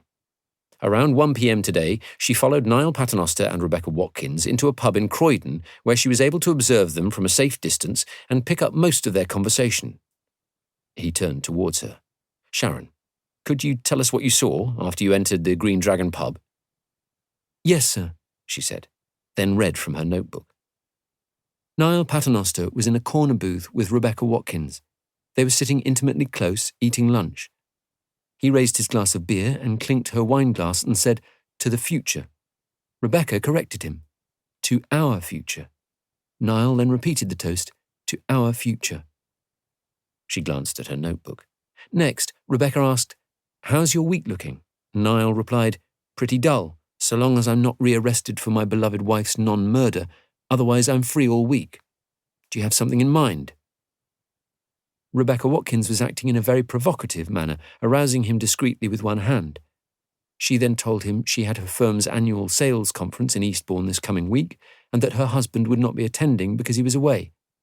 She said she had to make a presentation on Thursday afternoon, then put in an appearance at dinner, but suggested they have a rendezvous afterwards. Subject suggested her hotel room, but Watkins dismissed that, saying she would have too many work people around. She suggested she would find somewhere and text him. She didn't say what time precisely, but suggested it would be around midnight. She said she could put the seats of her Range Rover flat and suggested Niall bring along some Prosecco and 2 glasses. Potting grinned. Cosy little mobile love nest. Speaks a man from experience, Velvet Wild retorted. Nice work, Sharon, Grace said. Right. Today's information and revelations about Rebecca Watkins are a significant development for our investigation. Let's review where we're at. Niall Paternoster reports his wife missing after allegedly dropping her off at Tesco Holmbush on Sunday, September the 1st. We subsequently became suspicious of his story and he was arrested. The search of the Paternoster's home provides strong evidence he may have murdered his wife. He glanced down at his notes. Digital examination adds weight to this from analysis of his phone and computer, showing he appears to have lied about his and Eden's whereabouts on that Sunday. Further, from tracking his movements on his phone and on his car's computer, we find a shallow grave in Ashdown Forest, as well as the potential murder weapon. Niall's movements indicated he may have deposited some body parts in that grave and others off the end of the east mole of Shoreham Harbour. Under questioning following his arrest, Paternoster denies everything vigorously. We release him, having insufficient evidence to charge him at this stage, but put him under surveillance while we continue our investigation. He took a sip of water. The surveillance team follow him to a rendezvous with Rebecca Watkins at the Devil's Dyke parking area. They appear to be lovers. This is the same destination that, according to digital comparison, Niall visited on Sunday, September the 1st, just 2 hours after, according to his story, his wife had gone missing. I suspect that we will be able to tally the phone records with the check on Watkins's Range Rover Evoque's computer that she was there at the same time as she alluded to in interview. Is it your intention to check the Range Rover now, sir? DC Wilde asked. Not at the moment, no, Velvet. I think she's more useful to us if she doesn't know she's a primary suspect. He looked up. Anyone disagree with me so far? No one did. So up until now, we've had a clear motive for murder. Niall Paternoster has a girlfriend. Murder his wife to get her out of the way and clear the way forward for his relationship with Rebecca Watkins, who may herself be in a terminal marriage. He looked up at his team again. So far, so good? There were several nods. Then, this morning, following the discovery of a letter concealed in a desk used by Eden Paternoster, D.I. Branson and I visited the solicitor to whom it referred, Jill Riddle, head of wills and probate at the law firm of Cardwell Scott. That lot, Potting exclaimed. They had a toxic little runt of a legal aid solicitor called Donnelly, Paul Donnelly. I had a couple of run-ins with him. Then he got struck off after being found to be negligent. I didn't know that, but good, Grace replied. Jill Riddle confirmed she had drafted a new will in which, basically, Eden Paternoster leaves almost her entire estate to Rebecca Watkins. He paused to let that sink in. The effect on his team was seismic. Emily Denyer raised a hand. Boss, I've been looking into the overseas company into which Eden Paternoster transferred ownership of her Neville Road house along with most of her cash, Cormorant International Holdings. It's an offshore company providing overseas tax shelters with links to Cardwell Scott. Grace frowned. Would you say, Emily, it might be more than a little coincidental that Eden Paternoster's will was drafted by the same firm that helped put her assets potentially out of her husband's reach? Denyer gave a wry smile. It just might be, boss. So, Grace said to the whole team, who is playing off who here? Eden Paternoster has moved the majority of her assets into a jurisdiction that is traditionally uncooperative with British police and tax authorities. Assuming that is still the case, Emily. It is. Not just the UK, but pretty much the entire world, sir. Grace was silent for some moments. Then he said, Emily, from your experience, is it possible that Rebecca Watkins might be able to access these overseas assets without any form of countersignature from Eden Paternoster? It would entirely depend what instructions Eden Paternoster has given, which we're not privy to. But yes, in principle, very possible. Right, Grace said. To hypothesize for a moment, could we have a scenario here in which Eden moves her assets overseas in the belief she and Rebecca Watkins have a future together and in the hope that she has framed her husband sufficiently to get him convicted of her murder? A very clever ploy. Or is it Rebecca Watkins, who is the clever one, in cahoots with Niall Paternoster playing the long game? By the term long game, boss, Denyer said, are you suggesting Rebecca Watkins has conned her lover, Eden, into moving her assets overseas and giving her access to them, with Eden believing she is secure in her relationship with Rebecca? I am, Emily, yes. But, Denyer said, Eden doesn't realise she's been tricked, conned, and the woman she thinks is her future life partner, Rebecca Watkins, is about to run for the hills with her husband and scoop up all her assets. That's what it increasingly looks like to me, Grace said.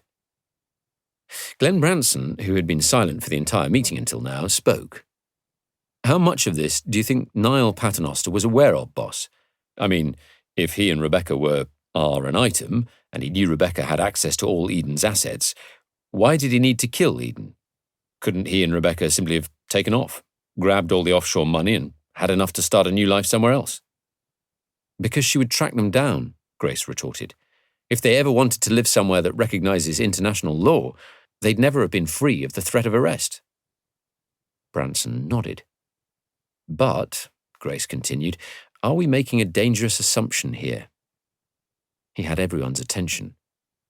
Rebecca Watkins is an interesting character. Let's look at the possibility she has another agenda altogether. What if she and Eden Paternoster have conspired, that Rebecca is going to seduce Niall and become his lover? Eden is going to fake her disappearance, leaving a trail of evidence that frames her husband for her murder. She needs to appear dead for her plan to work, to be free of him and free of the risk of arrest when she and Rebecca attempt to start a new life together.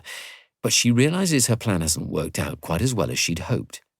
The police don't have the evidence they need to charge him with murder. So she panics, perhaps. Knowing the threats Niall made to kill her, boss, that she might have seen on his phone, Branson suggested. Grace paused to clear his throat. Indeed. Perhaps she's desperate now, and maybe not thinking clearly, as we know that happens when people panic and they do irrational things. Such as what? What are you thinking? I don't know. I'm beyond second-guessing anything on this case. We need to be prepared for anything, which means we are going to need all our resources. Grace thought for some moments, looking at his phone, then said, We need to be truly prepared for Thursday night, to see just what is going on. From what Sharon has helpfully told us of the conversation between Niall Paternoster and Rebecca Watkins in the pub, they're expecting to find a quiet spot. He looked around at his team. Everyone agree? Everyone did. Are you making this a full-blown operation, boss? Branson asked. Gold, silver, and bronze? Grace shook his head. I've thought about it, but I want to make it very low-key. The surveillance team will be behind them, and you and I, Glenn, will be out with them, tucked away, but ready to move fast if anything develops. Grace looked at his phone again, tapping it for some moments.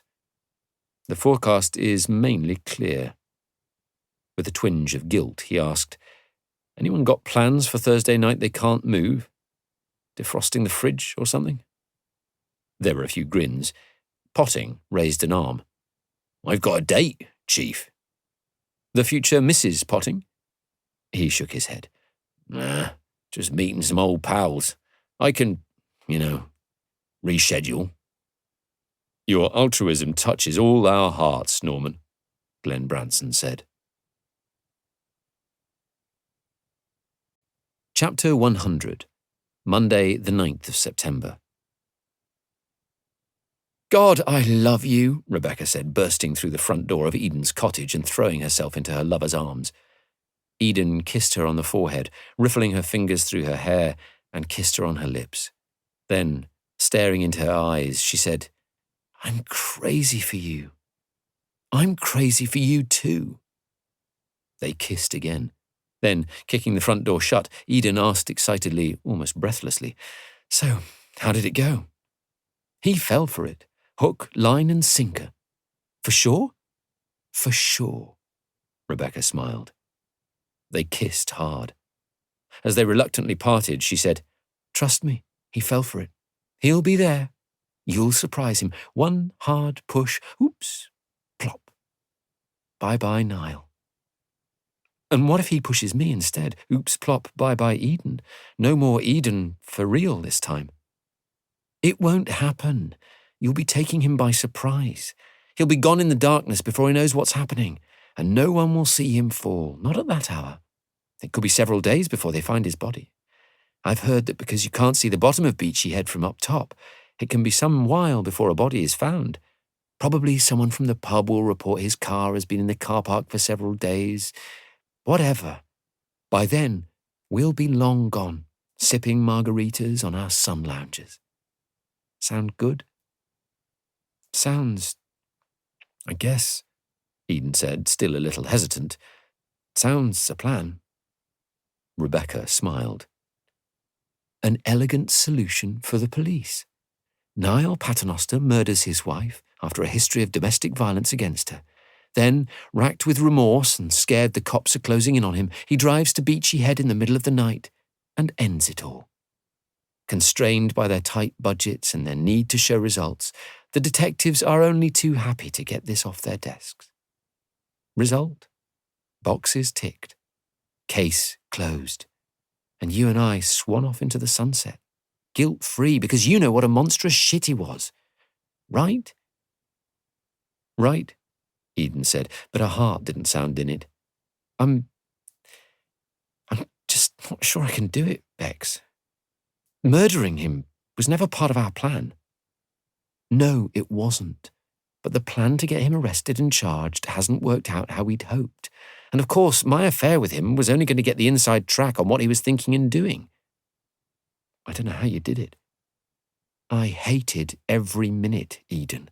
And I don't know how you pretended to put up with him for so long. What we're doing will keep us moving forward. Just remember, he was planning to kill you. You do know that, don't you? Eden nodded, still fretful. And don't for a moment think he's not capable of it. He knows you're up to something, obviously, and he's not going to forgive you for this. I know, you're right. So you're just playing him at his own game. You don't have to feel guilty. You're doing what you're doing to save your life. That's why you ran away, faked everything. That's why you're going to do what you do on Thursday night. To give yourself a future. Okay? I suppose. Good. Give me a high five. Eden gave her a reluctant high five. As their palms met, she felt a flicker of hope. The start of her new life? But still a nagging doubt. I need a drink, a stiff one. I need you first, Rebecca said. Eden shook her head. A stiff drink first, then you. Then another stiff drink, and then... She gave a smile. What time do you have to leave? Rebecca waved a dismissive hand and gave a smile back. No rush at all. I have all the time in the world. They went through into the kitchen. Just think, after Thursday, Rebecca said, slipping her arms around Eden's back, pushing her hair aside and kissing her on the neck. The rest of our lives together. Eden pulled out 2 cut-glass tumblers from the cupboard and poured a generous slug of Macallan into each. To the future, she said, handing her lover a glass. To our future, Rebecca corrected, downing a large amount of whiskey in one gulp. A short while later, they lay in the large bed entwined around each other with Elbow playing on the Sonos system. There's just one thing that's still worrying me about the plan, Eden said. Rebecca took her hand and kissed it. My love, don't let anything worry your pretty little head. For emphasis, she lifted herself up a little and kissed Eden's forehead. Has that made your worry go away? Is it better? Eden grinned. Much. So, what's worrying you? Your cat, Reggie? We can figure a way to bring him to Cancun or wherever we ultimately decide to settle. Not Reggie, no, Bex. It was when the police were questioning you, I just had the sense, from what you told me, they weren't buying that Niall had murdered me. Not totally. You're right. They're not buying it totally. But my sense is nor are they discounting it. They still think it's a strong possibility. That's what I mean by this, bringing our plan back on track.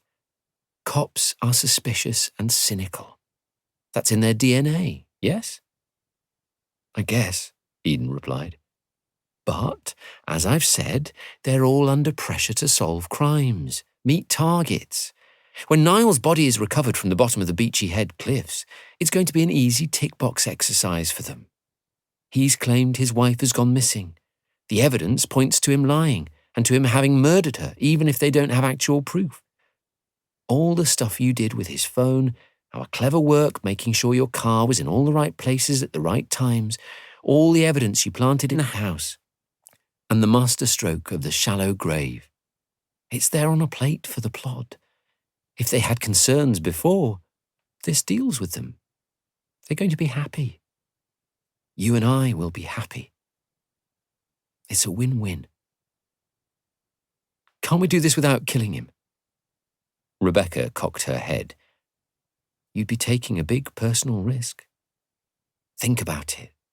You faked your disappearance and in the process left a complex trail of evidence indicating that your husband's murdered you and disposed of your body.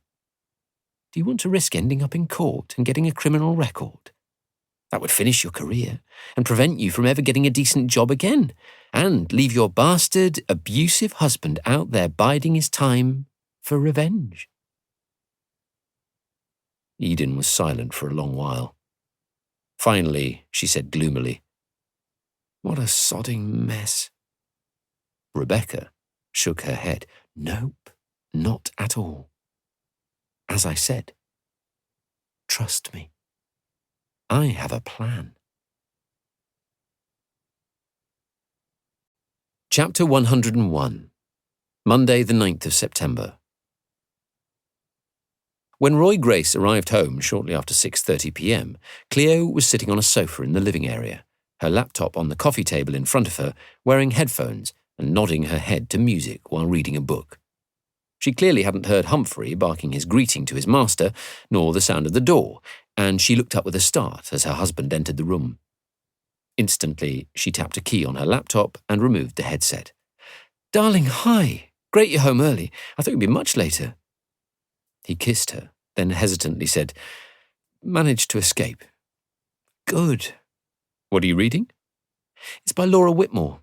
She held the book up, and he looked at the catchy cover. "No one can change your life except for you," he read out. "Is it good?" She nodded. "It is, yes, very. I bought it because I thought I might learn something for Bruno. I like the way she writes, really down to earth, no nonsense. Listen to this." She flipped back a couple of pages and read aloud, "We can blame the selfish or thoughtless actions of others for our circumstances, but we can't change those actions. We can change how we comprehend them or how we act." He nodded. "Very true. So, how are you?" She gave a wan smile. "I'm bearing up, I suppose. How about you?" He took a deep breath. "The same. I'm fine so long as I'm busy. The moment I stop, I start thinking about everything. How's Noah?" "Caitlin said he's been bloody awful all day. She reckons he's finally entering the terrible twos." "So, if he started late, let's hope he finishes them early," Roy said, peeling off his jacket, loosening his tie and fiddling with the top button of his shirt until he prized it open. "We can only hope. Chance would be a fine thing." She grimaced. "I've been working on the music for Bruno's funeral." He looked solemn. "Thanks. That's great. I've only made a start. I need your help." "Sure." "I've been going through Bruno's Spotify playlists on his laptop." "No password?" "I found it on a post-it stuck to the inside of a drawer in his bedroom." "I've always said you'd make a great detective." He smiled. She shook her head. "No, I wouldn't. I have a life." She gave him a strange look. It wounded him, even more at this moment when he was about to break the news about his commitment for Thursday night. "Hey, meaning?" "You know exactly what I mean. I would never want you to change. I know how much you love your work. I'm not saying it as a criticism. It's what you are. It's what makes you the man I married. It's what makes you the man I love." He sat down on the sofa and put an arm around her. "You do an incredible job too, being with people, comforting them at the worst moment in their lives." "Thanks, but I'm worried for how much longer I'll be able to do that," she said. "It's the thing I love most about my job, but new technology is taking that away from me. Nowadays, identifying a victim is dealt with mostly by DNA or dental records, and relatives are no longer identifying their loved ones in person. I'd really miss that human contact. It's always tough. Someone leaves home and drops dead or is killed in an accident, and I feel a real sense of achievement if I'm able to give the loved ones some crumb of comfort. I'd hate that to be taken away. You're lucky in one way. No matter how grim, you'll always have that human contact." Grace mentally skipped over the times when, as a junior copper having to deliver the death message, he'd been punched in the face, had furniture thrown at him, had to try to calm someone lying on the floor screaming, clawing at the air. And yes, he bided his time. This wasn't the moment to tell her that he'd be working Thursday night. "Can I hear what you've put together on the playlist so far?" She leaned forward and tapped a couple of keys. Chapter 102. Thursday, the 12th of September. On what felt like the longest evening of her life, Eden was a bag of nerves, riddled with doubts, thinking how few killers ever actually got clean away with it. There was almost always something, one mistake or one witness, or one clever probing detective who finally got the killer to crack. And even when that didn't happen, oftentimes killers found themselves tormented by guilt. She couldn't stop reflecting on a novel she had read years ago called Thérèse Raquin. because it reminded her so much of her current situation. Maybe stupidly, she'd downloaded it on her Kindle a few days ago and had been reading it again during her isolation. Thérèse was married to her useless husband, Camille, but desperate to be with her lover, Laurent. They murdered her husband, and life should have been wonderful from then on. Except it wasn't. They were both so haunted by the knowledge of what they had done that ultimately their guilt destroyed them. Could she live with the knowledge that she had sent Niall to his death, however much she hated him, however much he had hurt her in the past, and despite knowing he had been planning to kill her? Would he really have gone through with getting rid of her? Was she being pushed by Rebecca, coerced by her into doing this? Was she being weak in not standing up to Rebecca and telling her she couldn't go through with this? And she churned this over and over. What was going to happen when she met Niall face to face, shocking the hell out of him? Or would it shock him at all? Niall knew she was almost certainly alive, and he would be mad as hell with her. Crazy mad for all she'd put him through. And she'd seen him mad before. Scary. Very scary. Definitely capable of killing, like he did with their baby. Was it smart to meet him in pitch darkness on a remote clifftop?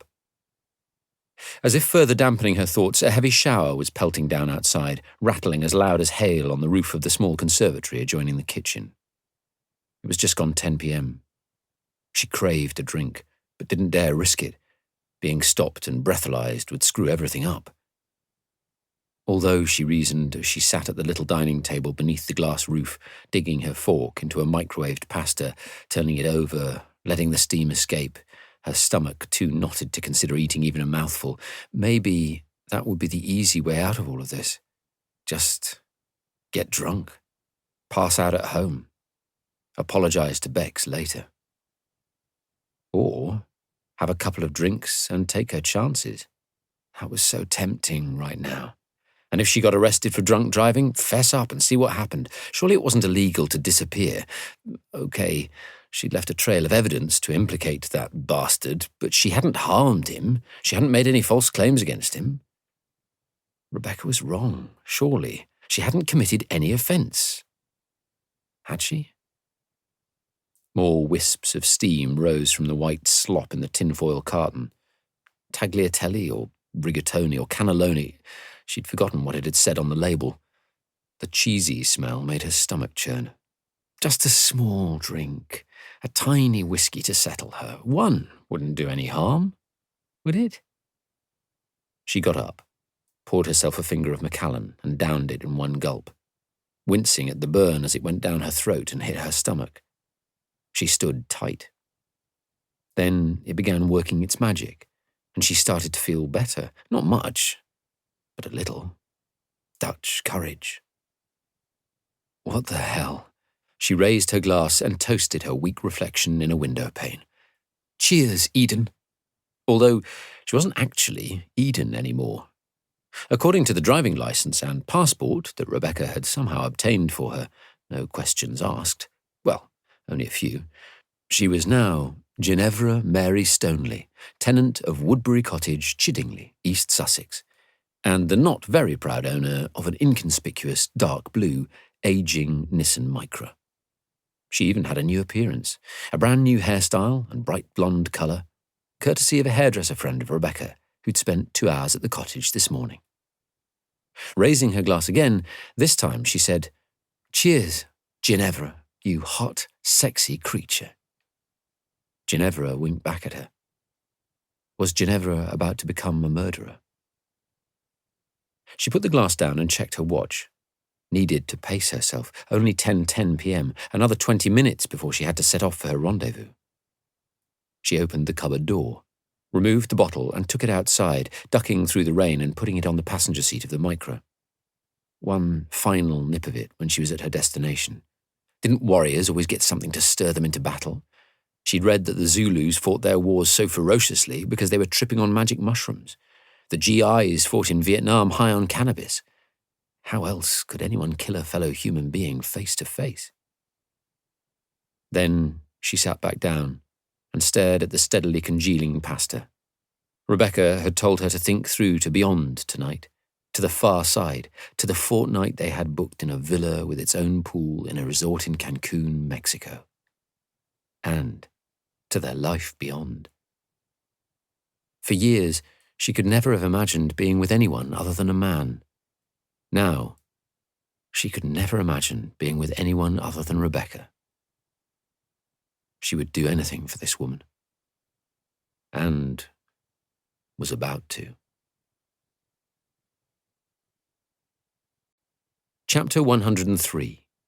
Thursday, the 12th of September. Roy Grace and Glenn Branson sat in the unmarked Ford parked on Eastbourne's almost deserted seafront. A short distance away, the streetlights ended, and a steep, dark hill rose ahead, the start of the Seven Sisters chain of chalk cliffs, the most notorious of which was Beachy Head. It was just gone 10:57 p.m., and they'd been here for the past hour. Grace was both anxious and bored. Branson just seemed plain bored. The other members of the team were at HQ awaiting deployment. Peering through the windscreen, made opaque by the pelting rain, Branson said, by way of conversation, "You don't like heights much, do you?" Grace shook his head. "I get acrophobia. If I look down an unguarded drop, or even a guarded one, I feel a strange pull to jump, almost as if I'm being tempted, or my brain is taunting me. You ever get that?" The DS nodded. "This is about as close to the edge as I like to be. A good quarter of a mile of terra firma between me and any drop. I get acrophobia standing on a curb." Grace smiled distractedly. Glenn looked at him concerned. "You okay, mate?" "I'm okay. I just get flashes when it hits me, and I think of his accident. I just hope to God he didn't feel anything.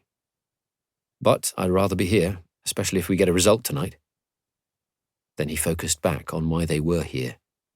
Despite what he had told his team at the briefing earlier in the week, he had been toying ever since with turning this into a full-blown operation, with gold, silver, and bronze commanders to cover his back if anything went wrong. But, mindful of Cassian Pugh's skepticism about this entire investigation, he worried the ACC would order him to abort his whole plan. So, in the end, he'd stuck to his decision of keeping it low-key, not getting Pugh involved, and hoped it wasn't all going to go badly tits up.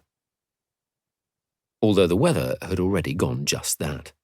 Far from the forecasted clear night, at the moment there was dense cloud cover and a heavy rain shower was falling.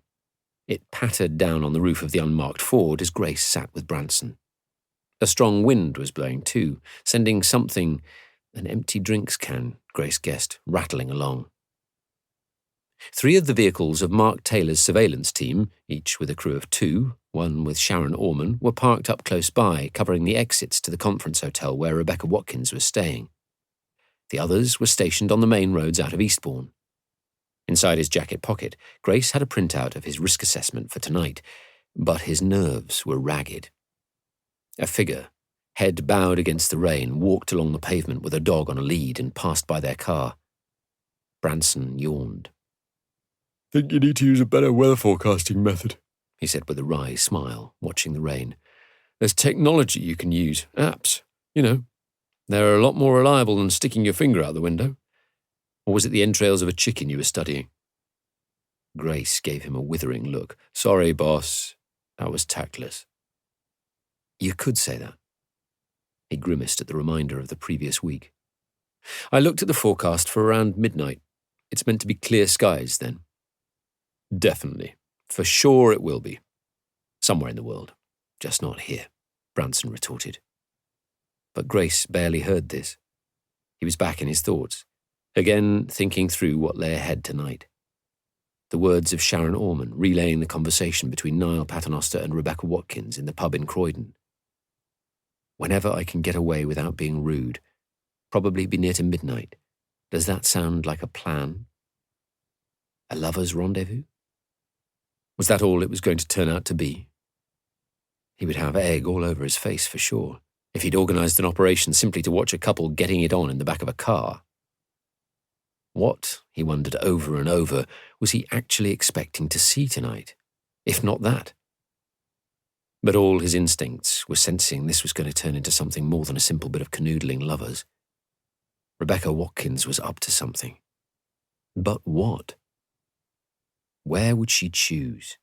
Which remote location, ideal for lovers wanting to be away from prying eyes, and yet close enough to Eastbourne to be just a short drive away? Both had their phones in front of them, on the road mapping app Mark Taylor had instructed them to upload. It currently showed Niall Paternoster's rental car stationary at his home address.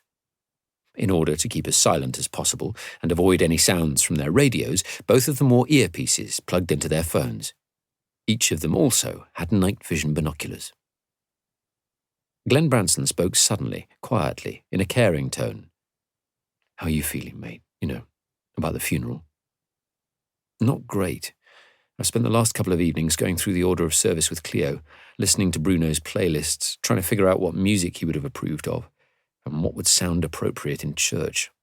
Something, I guess, to do with all he had to overcome, all the difficulties with his mother, then her death, then moving to a new and strange country, family, school." Branson was silent for a while, thinking. "One suggestion, although it's not for me to say, and it might not be entirely appropriate, how about Mike Doty's I Keep On Rising Up?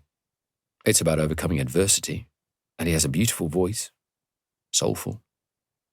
That's one that could work." "I don't know it, but I'll have a listen tomorrow, thanks. I'll try and think of some more." "So," Grace asked, "wedding still okay for next month?" After a long and acrimonious divorce from his wife Ari and a custody fight for their 2 children, which Ari had mostly won before her untimely death, Glenn Branson had finally moved on and fallen in love again. Siobhan Sheldrake was a very charismatic and fun person, but as the senior crime reporter for the Argus, Grace could foresee some awkward pillow talk between them in the years ahead. On the other hand, she had been really good with the kids and loved being a stepmother to them. "Yep," Branson said. "All set." Then, as he looked down at his phone, he murmured excitedly, watching the red dot of Niall Paternoster's car. "Subject 1 is on the move." As Grace looked too, both suddenly heard communications in their earpieces. "Alpha 5 here. Subject 2, Range Rover Evoque, Index Golf, November 70 Charlie Papa November, has just left the hotel." Grace felt a beat of excitement. That was Rebecca Watkins's car. He heard Taylor's voice. "Alpha 5, roger that. Keep eyes on it." "Copy that, sir. I'm following at a distance." A few minutes later, Grace heard a voice. "Subject 2's turning into Beachy Head Pub car park. I'm carrying on past." Grace looked at the red dot heading up Neville Road. Even driving fast in light traffic, it would take Paternoster a good half hour to get here. They could reach the car park in less than 10 minutes. He radioed Taylor. "Grace to Alpha 7. "Alpha 7, Taylor replied. "We're going to check out the Beachy Head Pub car park." "Roger that, sir. We'll put units either side, but not too close." Grace turned to Branson. "Fire her up. Get there quickly, but quietly." As Branson started the engine, Grace looked down at the red dot again, and again hoped to hell this wasn't going to turn out to be a massive waste of everyone's time. Chapter 104. Thursday, the 12th of September. Glenn Branson drove fast out of Eastbourne, heading along the steep, twisting clifftop road with the darkness of farmland to their right as they left the town and the darkness of the English Channel beyond the cliffs to their left. "Coming up on the right," Roy Grace said. There was a sign for the Beachy Head chaplaincy on their right, and then one for the pub. Branson slowed right down as they approached the pub's huge car park. It was almost deserted. Just the Range Rover on one side, parked close to some kind of mobile industrial unit, and a large camper van with German plates some distance from it, almost at the far end facing towards the cliffs. The camper van's roof extension was open, and the interior lights were on. Holidaymakers settling in for the night, Grace guessed, an idea forming. "Don't go in, drive on by." As they did so, a figure emerged from the camper van, from a door on the far side to the Range Rover, and sparked up a cigarette. There is a God, Grace thought. Spin her round, go into the car park, drive normally as if you're deliberately heading to the camper van, and pull up beside it, on the far side of it to the Rangy.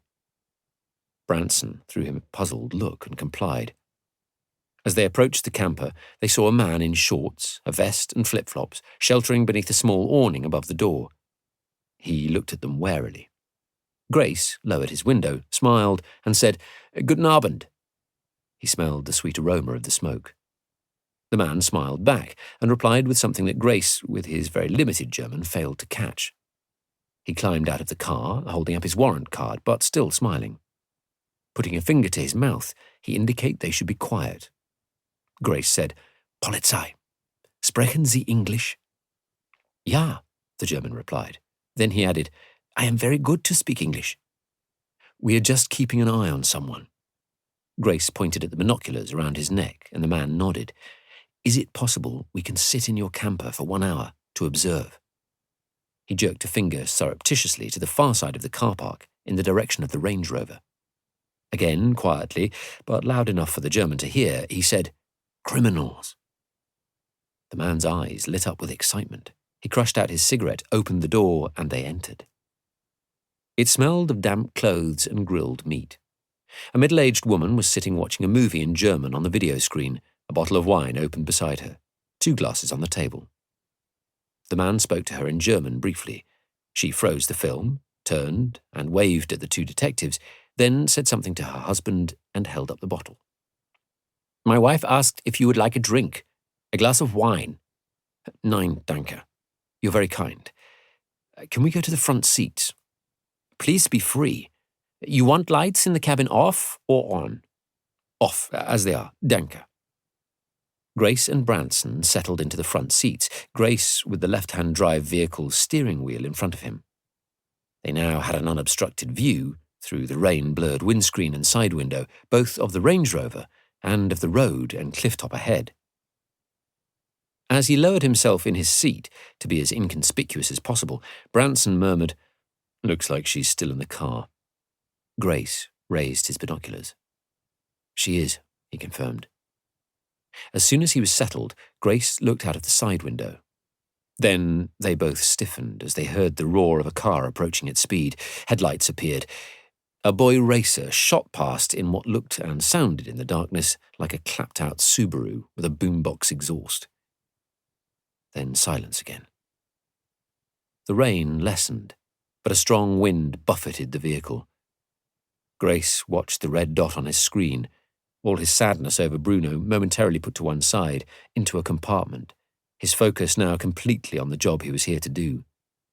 And he realized that being here, right now, in the moment, the thrill of the hunt, the anticipation, feeling the buzz, this was one of the things he loved most about his work. A call came in from another surveillance car further along Beachy Head Road, the detective nicknamed Smudger. "Nissan Micra, Bravo Delta 51 Sierra, Mike Romeo, driving slowly, seems to be looking for something." "Copy that," came Taylor's voice. Moments later, just as the heavens opened again, headlights appeared, and then a small car turned in. Watching through his night vision binoculars, Grace saw it was a Nissan Micra with the license plate Smudger had just given. He watched it drive around the car park before coming to a halt some distance from any of the other vehicles. He immediately called the control room.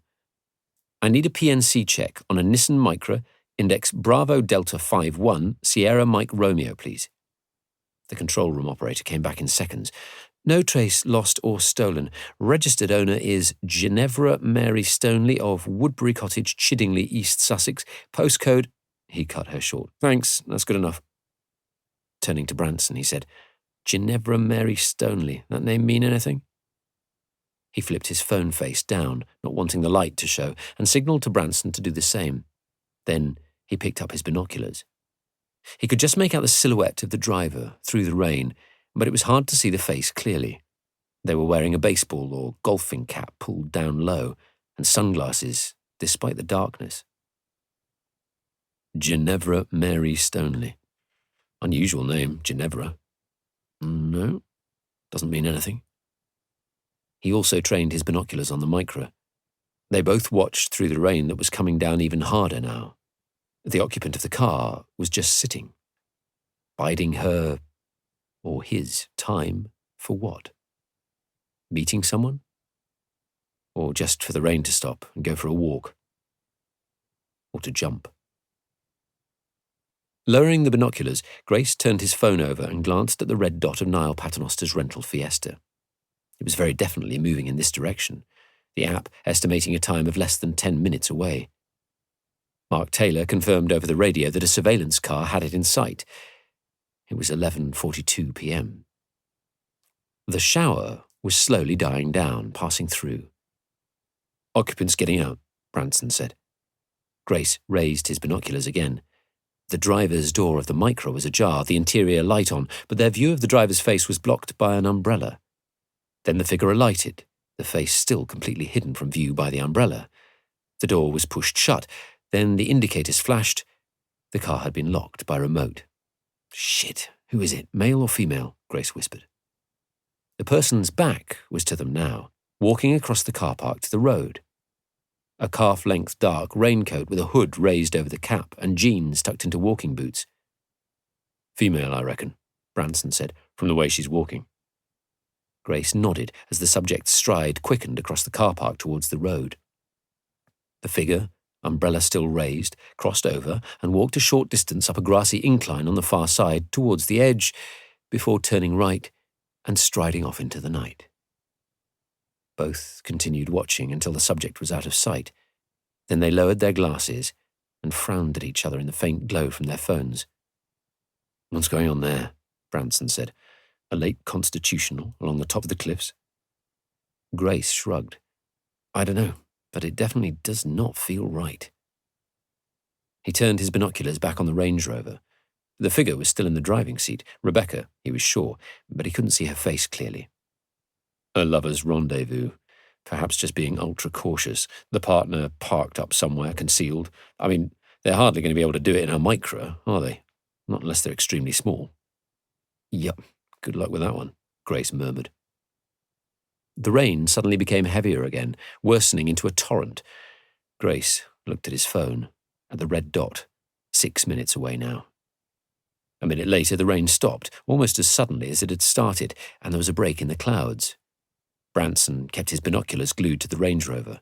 Then he exclaimed, "She's on the move." Grace raised his glasses. He saw a female figure in a knee-length belted coat and jeans, umbrella low over her head, walking across the car park towards the road. She then crossed, striding determinedly over the grass in the direction of the cliff top. "What the hell?" Branson asked. Both detectives kept their binoculars trained on her as she walked up the grassy slope towards the cliff edge. "What's she doing?" Glenn said. "Why's she going there?" Grace looked down at the red dot, which was moving ever closer. "I don't know, mate," he replied. She stopped some distance short of the edge, then stood, as if she was looking out to sea, admiring the view. Except, Grace was well aware, in this darkness there was no view, other than the possibility of a few silent lights far away on the horizon, of supertankers and container vessels out in the English Channel shipping lanes. Suddenly they heard Smudge's voice. "Vehicle containing subject 1 approaching from west."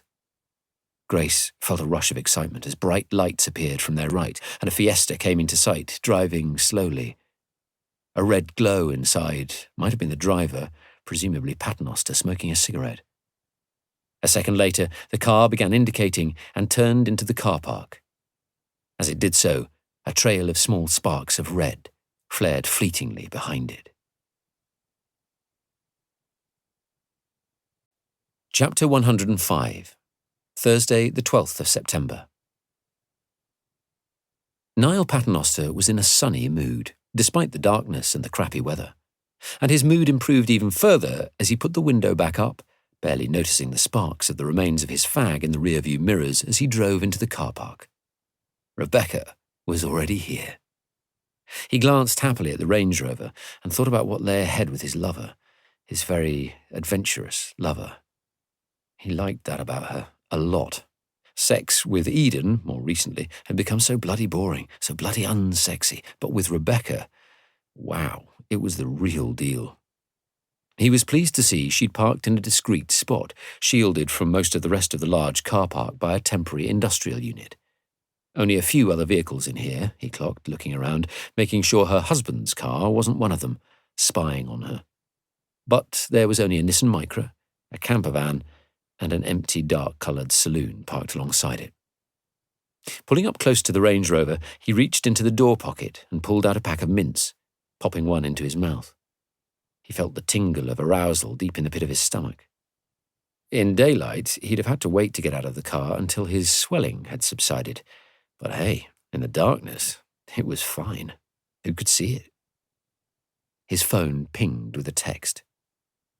"You have to see this. Incredible. Kiss, kiss." Frowning, he texted back, "You need to see what I have for you. Kiss, kiss." A reply came back seconds later. "I mean it. Reflection of the moon on the sea, like something magical. Kiss, kiss, kiss." "Where are you?" "Walk straight across the road and keep going. You'll see me. I'm crazy for you. Kiss, kiss, kiss, kiss." "Coming."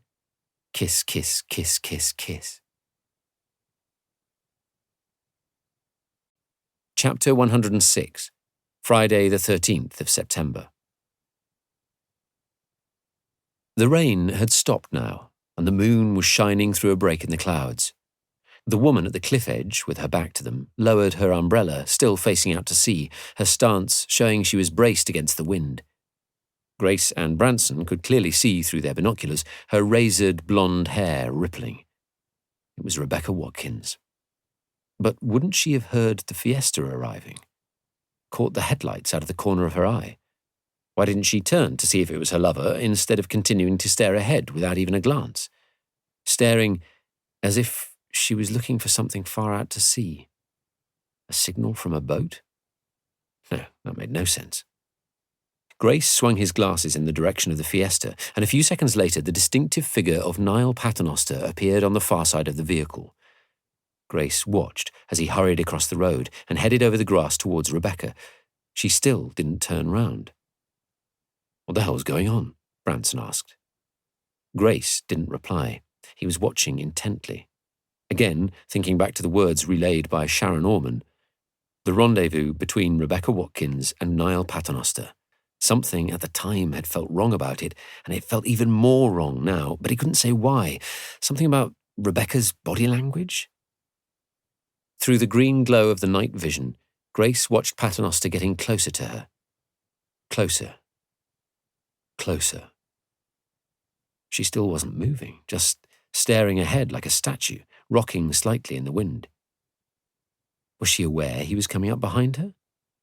Could Niall be about to push her over the edge? Was the sound of the wind making her unable to hear him? For a split second, Grace toyed with hitting the horn or flashing the lights to warn her and distract Paternoster. He braced himself, ready to leap out and run across, but he held himself in check, dismissing that thought. This was two lovers meeting. Their rendezvous. Their assignation. Meeting for sex, according to the conversation Sharon Orman had lip-read in the pub. But Grace still didn't think that was all. Something else was going on. He was more and more certain. And, hoping to hell, he wasn't going to be proved wrong. Chapter 107, Friday the 13th of September. The grass was wet, and Niall Paternoster was only wearing suede loafers, his brand new, very expensive, tasselled beige ones, and they were going to be ruined. They were already soaked through after just a few paces, making his bare feet inside them wet too. His hair was being torn from its roots, and his eyes were watering from the wind. What was so special about a moonlit sea that was worth ruining his shoes for? If he'd known he was going to have to traipse through uncut grass, he'd have worn boots. He'd only put these on because they'd be easy to kick off. Who the hell wanted to waste valuable time undoing laces?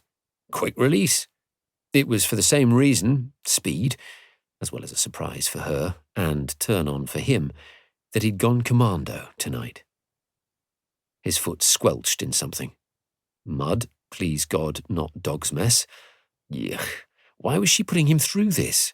He didn't really give a monkey's about the view. He'd not come all this way to look at that.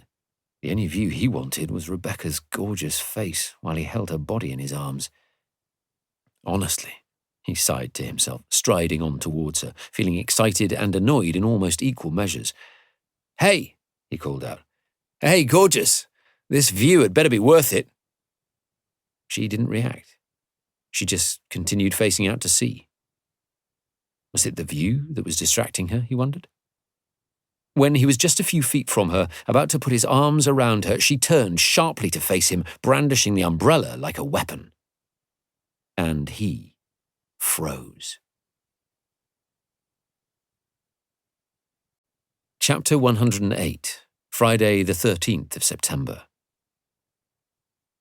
In the camper van, binoculars glued to his eyes, Roy Grace shouted, "Shit! That's not Rebecca Watkins!" "It's Eden," Branson said. "Jesus, what's going on?" "We're about to find out," Grace replied. "Nice to see you, Niall," Eden said. "But not that nice." He opened his mouth, too astonished for a moment to speak. Before he could get a word out, Eden, holding the point of the umbrella out in front of her, said, "Shut up a minute. Just wait." "What the hell is this about? What bloody game are you playing, Eden?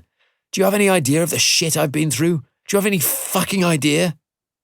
Whatever it is, it's not enough for all the crap you've put me through." Despite shaking with nerves, she managed to smile, managed to keep the tremble out of her voice. That gulp of whiskey she'd taken before leaving the car was helping a lot. She gave him another very sweet smile. "Aren't you pleased to see me? You don't look very happy that I'm still alive."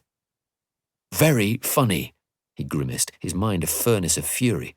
"Don't push your luck, baby. This is just you and me. I could shove you over the edge right now, after you've set your disappearance up so cleverly. They'll find your body in a few days and mark you down as a suicide. I'd have just left you dead. Have you thought about that? How would it look to anyone? You tried to frame your husband, and when that didn't work, you decided to end it all." "Oh yes, I've thought about it, Niall," Eden replied, speaking verbatim from the script Rebecca had written for her. "Which is why I'm wearing a wire, with every word you or I say being transmitted to a recording device at the police HQ in Lewis. I saw the texts to your lover, whoever she is, where you talked about your plans to get rid of me." She saw the hesitation in his face and knew her words had struck home, enough to sow doubt about whether she was telling the truth or not. "Still going to shove me over the edge?" "Look, we need to talk," he said. "Like, those texts, they were just a joke, you know?" "Great joke. So funny. They had me in hysterics. Can't remember when I laughed so much, Niall. Especially the bit about my will, thinking you would inherit everything when I was gone. And you and your lover had a plan. You told her you knew exactly how to kill me and dispose of my body so it would never be found. I particularly liked that bit where you told her that if the police couldn't find a body, it made a prosecution very hard. A no-body murder, I think you called it, right?" He stared at her in numb silence. "So I thought I'd turn the tables. You deserve it. You killed our unborn baby and ruined my life, you evil bastard. Can a dead person commit a murder, Niall?" "There's one flaw in that, Eden," he said more calmly now. "The police don't believe you're dead." "Obviously not if they've wired me with a mic." She smiled. "Do you want to hear what your lover told me, while we were in bed together?" "What?" Now he stared at her, both confused and dumbstruck. Rebecca had told her exactly the words to say and the moves to make, keep taunting him, ramping it up and up again until he lunged at her, and as he did so, to instantly hit the ground. He would trip over her and be gone, over the edge. But she couldn't do it. She knew the words, what she had to say, the taunt about his manhood. The first time he'd ever hit her was when she'd done that, and totally unintentionally then. The script was so clear in her head now. She just had to say the words and he would lunge. He was that livid. She also told me you couldn't satisfy her. But the words lodged in her throat. She couldn't get them out. Instead, she stared at him, at her husband, at the man she hated so much, on the edge of a 500-foot drop, knowing just how easily he could kill her, and that he could do it without any sense of remorse. But she was unable to spit out the words that would trigger him. "You don't have a wiretap, Eden. You and I have watched enough police documentaries to know that. Police never put a key witness in danger like this. You're lying. Bullshit. This is just you and me. No one's listening. No one's coming to save you. You're lying about the police and Rebecca. Whatever your crazy plan is, your stupid ploy, you've actually just made it very easy for me." She froze, her eyes adjusting more and more to the darkness, staring at him, at the anger in his face. And suddenly now she was scared, really scared. "Like I said, Eden, you're a very stupid woman with your harebrained plan to try to frame me. All you've actually done is set me up with a perfect alibi. I don't need a nobody murder anymore. You see, it's not possible to murder a dead person." He took a step towards her. "Too bad you didn't work that one out. But then you were never as smart as you thought, at chess." He took another step towards her, remembering the words of the tall, burly copper who'd first come to the house to interview him. "Our unfinished game, Eden. You thought you were beating me, but you'd made a fatal error with that one. A move you hadn't spotted. Black Queen's Knight to King's Pawn 3, eh? Should we call this my last checkmate?" "Shit! Something's going to happen here," Roy Grace yelled, dropping his glasses and frantically looking for the door handle. "Go, go, go!" He clambered down from the camper and, closely followed by Branson, sprinted across the car park towards the road, radioing Taylor for backup as he did. Suddenly, all Eden's confidence had drained away. Niall was just inches away from her and the cliff edge was just 2 feet behind her. She stared at him, trembling in terror. There wasn't enough room between them now for her to drop to the ground as Rebecca had instructed her. Her brain raced desperately, thinking of what to do, what to say. Then a tornado erupted from a bush a few feet behind Niall. It slammed into him, propelling him sideways, then forward again. Eden heard a thud. Another thud. A grunt. Then suddenly he was gone. Vanished. A faint, terrible, piercing scream that faded away, followed by complete silence. Chapter 109, Friday the 13th of September. "Bex!" Eden screamed at the figure in the hoodie and baseball cap and lunged at her in blind, shocked fury. Rebecca stepped back, then back again, parrying her flailing arms. "Bex, what have you done?" she screamed again. Her lover looked at her with an expression Eden had never seen before. It wasn't the face of the woman she knew. It was almost as if something totally alien was looking mockingly back at her. "I've done what you are too spineless to do, Eden." Her voice was icy and as dark as the night. Suddenly Rebecca lunged forward, grabbing Eden's wrist in a vice-like grip. "Join him, why don't you? If you loved him too much to kill him, then join him. Have him. Have him forever. He's all yours." She was being propelled towards the cliff edge, Eden realized, her brain too frozen in terror to make any sense of what was happening. This wasn't Bex. This was some kind of a demon, pulling her towards the edge. "Bex, stop!" Eden tried to break free of Rebecca's grip, but with one sharp tug, she was propelled forward again, straight at the edge, only Rebecca gripping her wrist, preventing her from falling. As Rebecca did so, she swung Eden round. Eden screamed, convinced she was being thrown over the cliff top, but Rebecca kept her grip, swinging her in a wide arc right to the very edge, then back round until she was now between the edge and Eden. Eden felt the wind ripping at her, stared back at the strange manic expression in her lover's face, her lover who was now a total stranger. The cliff edge was just a few feet behind Rebecca now, but she knew that with Rebecca's skills, if she tried a lunge, she could be flipped over her head in an instant. Panic completely gripped her. She did the only move she could think of and threw herself backwards and sideways onto the ground, taking Rebecca face down with her. She lashed out with her free left hand, feeling pain in her knuckles as it struck Rebecca's face, then twisted, desperately trying to break away from the grip on her wrist. She rolled over sideways and her arm came free, but she was disorientated now, as Rebecca leaped back on top of her, rolling, Eden didn't know which way, towards or away from the edge, pinning both arms to the ground now. "Bex, what the hell?" Rebecca's face was inches from her own. She felt her lover's warm breath on her face. You never thought it through, my lovely Eden, did you? So sweet of you to leave me everything, then join your hubby in a suicide pact. I'll always be so grateful to you. Suddenly, Eden felt hands gripping her hair, pulling her even closer towards Bex's face. So close, she was now staring into her eyes, nose to nose, forehead to forehead. You really fell for it, Rebecca said.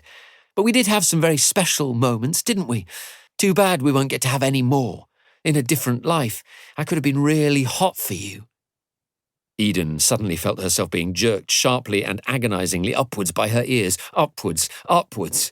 She flailed with her arms, hands, feet, trying to get traction on something, anything. Then, in a lightning move, Rebecca released her ears and gripped both wrists. This is goodbye, darling. There's nobody here to save you. Nobody's been following us. It's just you and me, she said. A loud shout startled them both. Eden felt the grip slacken momentarily. Police! Stop right now, this is the police! An instant later, in a whirlwind of confusion, Eden felt herself being barged over, Rebecca's grip broken, and she crashed to the ground. She was being dragged on her back by her coat through the wet grass, yelling, writhing her body, trying to lash out with her legs. Finally, she was released. A man, tie askew, was kneeling over her. It's okay, Roy Grace said. I'm a police officer. You're okay. I've got you. She stared back at him in the darkness for an instant. Then all she could think of was that she was being arrested. She tried to get to her feet, but he held her down. She began struggling, shaking wildly, screaming hysterically now and lashing out like something possessed, trying to break free. Let me go! Let me go! Let me go! Desperately aware of another struggle going on just a few feet away, Grace did the only thing he could think of. He yelled, Shut the fuck up! I'm here to help you, not nick you! Somehow, it did the trick. She calmed down instantly, staring at him with blinking eyes. I'm a police officer, understand? She nodded. He let go of her in time to see Branson rolling around on the ground, entangled with Rebecca Watkins. Glenn Branson felt like he was wrestling with a creature that had a tiger's head and the body of a vicious, writhing snake. Using all his training, he tried to pin the woman's arms to the ground, but, catching him by surprise, she shifted her hips sideways, slipping her arms free, and jammed her fingers agonizingly and blindingly into both of his eyes. He'd done self-defense training back in his days as a nightclub bouncer, and he realized at this moment she'd clearly had combat or martial arts training too. He tried to log in his mind where the edge of the cliff was and had his arms outstretched to keep her off while he regained some of his vision. But then he felt a searing pain. She'd seen the opportunity to hyperextend his straightened arm and was attempting to pop his elbow. He flung himself sideways, breaking free, before he felt her body slam into his hip from the side, pushing him down. Pushing him where? He couldn't stop her. Her base was low, and she'd seized her opportunity to use his own momentum as he lunged sideways. Even though she was far smaller and lighter than he was, it was nigh on impossible to drive back against her. His training was kicking in, his brain almost going into slow motion, thinking. But all he could see was darkness, and from the swirling updraft on his face, he knew he was just inches from the edge, from a drop into oblivion. Had to get away from the edge, had to seize the advantage. He needed to do a move she wasn't expecting and surprise her. Suddenly, he twisted back towards her and, keeping low, sprang at her with every ounce of strength he had in his body. But he could not believe the almost superhuman strength that came back at him, as if she'd been expecting this move. A second later, she slammed him down hard on the ground, her weight driving into his ribs, and he heard a loud crack as the air left his body in an involuntary groan. Dazed by the blinding pain in his midriff, alongside the shock that he had just been slammed by someone half his size, he tried desperately to think clearly, to work out what to do. He was compromised, hurt, and in real trouble. Wind tore at his face. He was on his back, and she was on top of him, and suddenly had her hands around his neck, crushing it, pushing her thumbs into his windpipe. He saw her grunting face right in front of him as she pushed all her body weight down on him to tighten the choke. Despite struggling badly for oxygen, he knew this was his chance. He snapped his head forward and down hard and heard the loud crunch, at the same time feeling the pain as he smashed into the bridge of her nose. She yelped, loosening her grip. Seizing the instant, he pushed up and sideways, again with everything he had. He heard a choked yelp of surprise as her weight was suddenly gone from his chest. A split second later, he felt a vice-like grip on his ankles and a terrific weight, pulling him sideways and down. Shit, he was right on the edge. She'd gone over, he realized, and was hanging onto his legs, her weight pulling him steadily over too. He tried to lash out with his feet, but her grip was too tight. "Help me!" she yelled, her voice stricken with terror. "God, help me!" Glenn's hands struggled for a purchase on the sodden grass, but they were sliding, gripping at tufts that tore away. His whole body was sliding towards the edge. Closer. He was in agony all down his chest, and he tasted blood in his mouth. "Roy!" he yelled in desperation, the wind whipping away his voice. Sliding further. And suddenly, there was no longer any ground beneath his bum. He grabbed frantically at larger clumps of grass which instantly ripped free in his hands. Then he touched something hard, solid, with his right hand, a rock, and gripped it tightly. For a few agonizing seconds, his chest, feeling like it was being ripped in half, it stopped his slide. Then, to his terror, he was losing his grip, and he slid forward again, the woman's dead weight still hanging from his ankles. He would be completely over the edge in seconds now. He could feel the bottom, way below, drawing him, reeling him in. I'm going over. I'm going to die. It was no good. He couldn't fight it anymore. He would go over the edge and the 500-foot sheer drop to oblivion. "Roy!" he screamed in his last gasp of desperation, on the very verge of plunging. "Roy!" Then hands clamped on his wrists, trapping his scream in his throat. Grace's voice shouted, "I'm here, mate. I'm here. I've got you. Help me!" Branson's body, hanging from his arms, swung backwards into the hard edge of the cliff face with a jarring crash, and he screamed with pain, the woman still hanging on his ankles. The weight was stretching him out, racking him and yanking his ribcage down as agony tore through his torso. He could feel her hands slipping. On his boots now. Roy Grace lay on his stomach, half blinded by the wind and stinging rain, holding onto Branson's slippery wrists, but the weight was getting too much for him. His arms were being pulled out of their sockets. The massive weight was pulling him steadily forward towards the edge. Trying desperately to think what he could do, he kicked the toes of his shoes hard into the soft soil, getting a momentary purchase before they were dragged free. Then they stopped against something hard and solid, a rock or a stone. He kicked his toes again hard into the soil, trying desperately to dig in deeper and get a better grip. His feet held, but the strain on his arms was getting too much. "I can't hold you, mate. I can't hold you," he thought, his brain racing, his arms agony. His clutch was starting to weaken. "Roy! Help me!" Branson screamed again. Then suddenly he felt the weight drop from his ankles. It was accompanied by a faint cry, then just the wind. Instantly, to Grace's relief, Branson felt lighter. He was no longer sliding forward. Looking down into the darkness at the silhouette of Branson's head, smelling the fear in his perspiration, he was now having to hold just his dead weight. But even so, his hold was still slipping. His right hand felt Branson's massive palm. "Grip me with your fingers, interlock them," he yelled down, and to his relief felt Branson's strong fingers entwining with his own. "Get me out of here, Roy! Oh, God, please don't let me fall," he pleaded. "I'm not letting you fall. Just keep holding on," he gasped, trying with everything he had to lift Branson up. But he couldn't even manage a few inches. And now, the stone he had his feet jammed against was starting to move, to lift out of the ground.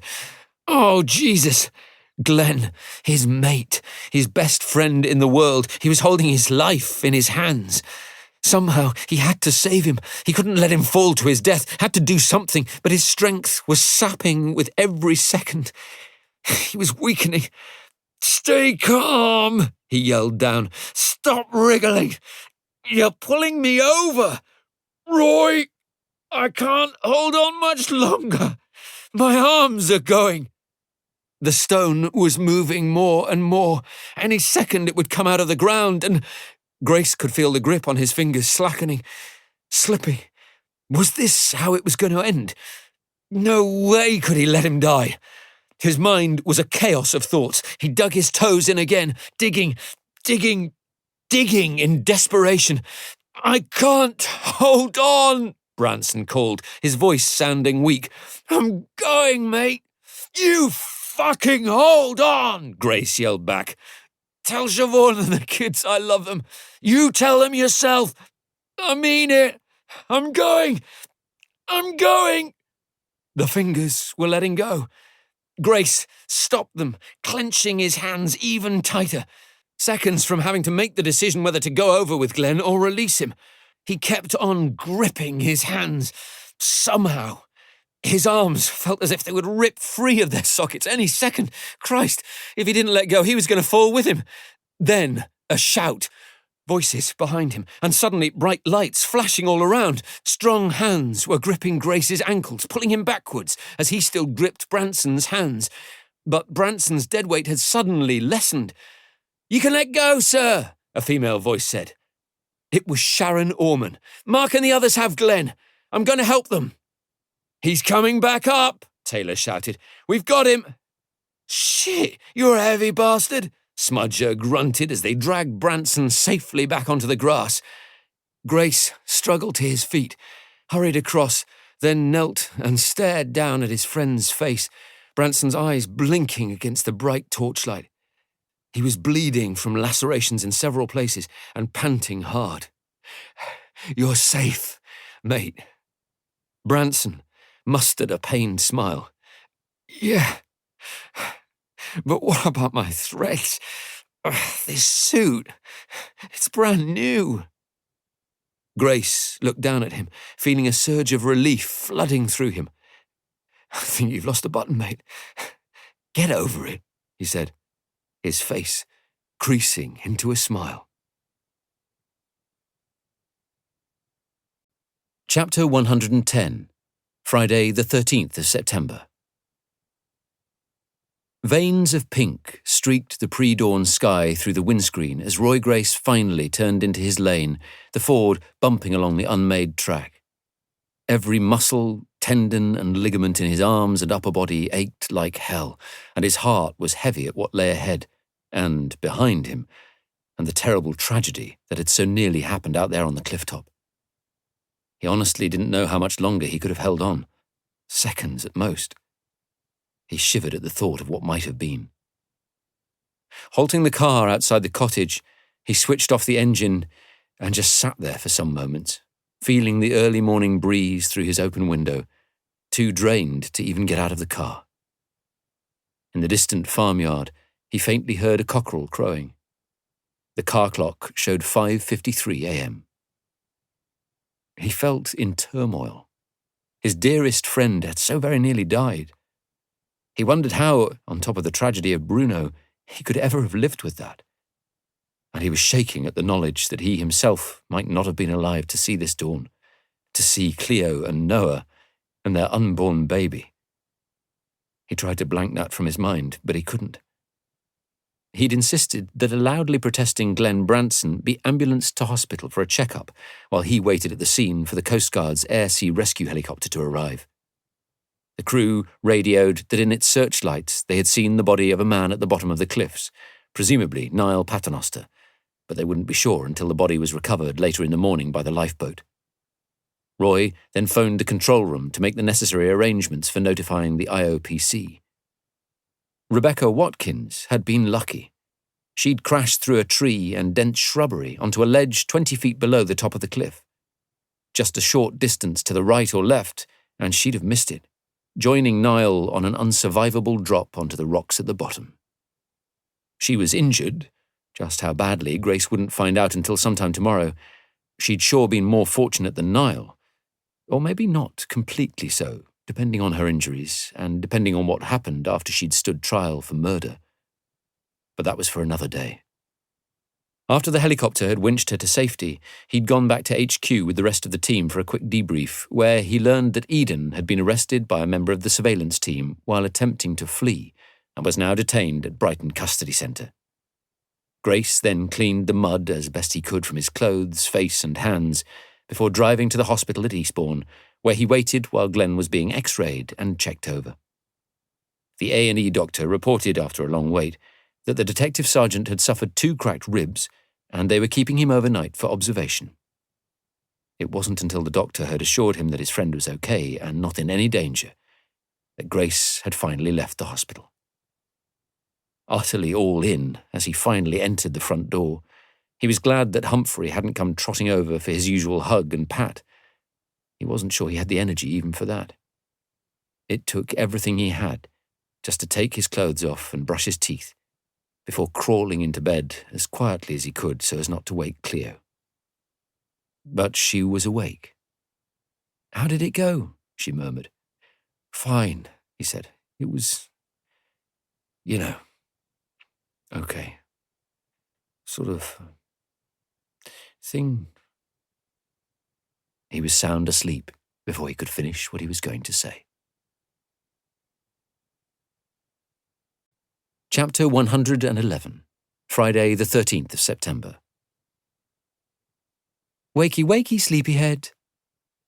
Roy Grace opened his eyes to see Cleo standing over him. Although the curtains were still drawn, the room was light. He blinked several times. "Hey, any idea what time it is?" He shook his head. He had no idea at all. "Midday." Sitting up with a start, he said, "What?" He looked at the bedside clock for confirmation. 12:07 p.m. Shit! He'd planned to be in the office by 9 a.m., although he'd told his team members from last night to come in late. "Your buddy Cassian Pugh rang you a couple of hours ago. He sounded sweet as pie. Asked if you could call him back whenever it suited you." 10 years would suit me," he retorted. "That do? Although that would be too soon." "So he's still not been arrested?" She looked worried. Grace shook his head. "It's taking longer than I thought. I'd normally jump on something like this as an absolute priority." He reflected for a moment. Maybe I shouldn't have listened to Guy Batchelor. Perhaps evidence from a jailbird doesn't cut the mustard so far as professional standards are concerned. In which case, I'm going to be the fall guy here. And if that happens, my future in Sussex is toast. Anywhere else in England you fancy living? She frowned. "Seriously? If Pugh remains here and gets to find out, which he will, that I'd presented evidence against him, then I don't have a future with Sussex police. Not for as long as he's here." "You've always got the Met as an option." Cleo sat on the side of the bed. "Let's get the funeral behind us and then worry about it, shall we? We're not going to let that creep affect our lives. You said Alison Vosper would have you back in the Met like a shot. So even if you had to commute to London, we could still live here, couldn't we?" "You're right. Let's deal with the funeral. Put everything else on hold until then." She kissed him on the forehead. "Tell me about last night. What happened?" He hesitated. "I've got to go into work today." "You're not a machine, darling. Can't you take the day off? It's glorious out there. Let Glenn handle it today." "There's a slight problem with that." "Oh?" He reflected for a moment on all he needed to do. "Okay, I'll leave it till later. Let me go for a run, then have a shower and a strong coffee. Then I'll tell you over brunch. Want me to make it? Poached eggs on crushed avocado on bagels?" She grinned. "Take it away, mon brave." As she left the room, he reached for his phone, his arm painful, every bit of it aching. He dialed Branson's personal phone. It rang twice, 3 times. Was he still in hospital? Then, to his relief, the DS answered. "I'm still alive, boss," he said. "Wow, you are one strong son of a bitch." "I'll take that as a thank you." "You'll get a proper thank you when I see you. Meantime, don't make me laugh. It hurts. I've been there, had busted ribs. I won't make you laugh, I promise. Don't even think about it." "I promise," Grace grinned. "I called in and I had an update from Norman," Branson said. "Niall Paternoster's dead. Rebecca Watkins has several broken bones and extensive bruising, but she'll survive.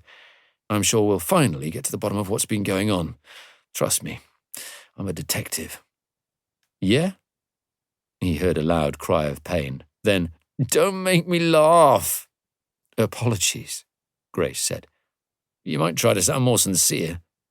Well, you might try to sound a little more grateful that I saved your life. How about losing some weight so you're a bit lighter next time I have to hang on to you over a cliff? Is that why you called me? To cover yourself in heroic glory? I should have bloody let you go. There was a long silence. Then Branson said, I love you, mate. Yeah, well, I'd quite like you to. Grace lay back against the pillows after he had ended the call. He was now feeling fully alert. He called the incident room and asked to be put through to Jack Alexander. A few moments later, he heard his voice. Sir, how are you? Apart from my arms feeling like they'd been pulled out of their sockets, I'm okay. And all set to face a shitstorm from the IOPC, he thought glumly. As a priority, I want you to speak to the ANPR team in the control room. I need to know more about the movements of Rebecca Watkins's Range Rover, index Golf November 70 Charlie Papa November, over the past 2 weeks. The vehicle was abandoned at the scene last night, or rather this morning. I have a feeling that, also, if its sat-nav locations over the past couple of weeks are interrogated, it may provide useful information. I'll be right on it, sir. I also need to know the movements of a Nissan Micra, index Bravo Delta 51 Sierra Mike Romeo, over the same period, please. I'll get straight on that too, sir. Top priority. Top priority. And Jack, set up a team briefing meeting for 5 p.m. I'll be in before then. I will, sir. Chapter 112, Friday, the 13th of September. Roy Grace, in shorts and a t-shirt, loped up the hill accompanied by a delighted Humphrey. The Galen myotherapist who Humphrey had been seeing had warned him and Cleo that, with potential arthritis, any long run might be painful for the dog. But Grace was only going a short way, and Humphrey seemed in his element. It was a bright day, with a clear sky, warm sun, and a light breeze. He ran a little way along the top of the downs, and then back down, and as he reached the gate to their garden, Humphrey gave him a look as if to say, Is that it? An hour later, showered, dressed, and brunched, with the papers spread out between them, Roy and Cleo lounged back on the swing sofa in the garden, while Humphrey snored at their feet and the hens pootled all around. Finally, reluctantly, he picked up his phone and called Cassian Pugh. The ACC answered all charm. Roy, so good of you to call me back. I trust this is not inconvenient. Swinging the seat back with his feet, Grace replied, Not at all, sir. Good. So, last night you were back at our favourite haunt, eh? Grace thought for some moments before responding, then decided to put Pugh on the defensive. Good old Beachy Head, where I saved your life. He relished the hesitation in the man's voice. Exactly, he said finally. Another hesitation. But if I understand correctly, you did not obey my instructions, did you? You sanctioned the surveillance, sir. But you accept responsibility, correct? Correct, sir. Correct, Roy. A very good choice of words. Correct me if I'm wrong, but did your actions not result in the death of one person, the serious and possibly life-changing injuries to another, and very nearly the loss of a member of your team? All completely correct, sir, Grace responded, unable to hold back the insolence in his voice. But are you ignoring the fact that the first duty of a police officer is to protect and save lives, not solve crime? And you seriously think that's what you were doing at Beachy Head last night? I do, yes, sir. Well, we'll see what the IOPC have to say about that, and whether they agree, which I very much doubt. I want you in my office at 9 a.m. sharp, Monday morning. I am seriously considering suspending you from your duties, pending investigation. Do I make myself clear? Enjoy your weekend, sir, Grace replied. Chapter 113, Friday, the 13th of September. Roy Grace was surprised, although not that surprised, knowing his friend's resilience, to see Glenn Branson, his eyes red and his face lacerated, with 3 sticking plasters across his cheeks and forehead, entering the conference room for the 5 p.m. briefing. But he was even more surprised to be given an enthusiastic round of applause by the entire assembled group. Blushing and grinning, he took a seat, putting his briefing notes and policy book on the table and raising his arms in a gesture of thanks. "You're all looking at a hero," Glenn Branson said. "He saved my life last night, even if the bugger did trash my suit in the process." "I'm sure we can get you a new one out of police funds," Grace replied with a smile and a wink. "Not when they find out it came from Gresham Blake. Proper expensive." "Are you going to keep whining?" Grace asked mischievously. "Nah, I'll get over it." D.S. Alexander raised a hand. "Sir, we have a major update." "Yes?" Grace asked. "I've just heard from the interviewing officers, and Eden is, surprisingly, cooperating fully with them and telling the whole story." "Nice work," Grace said, relieved that at least one of Cassian Pugh's gripes was now nixed.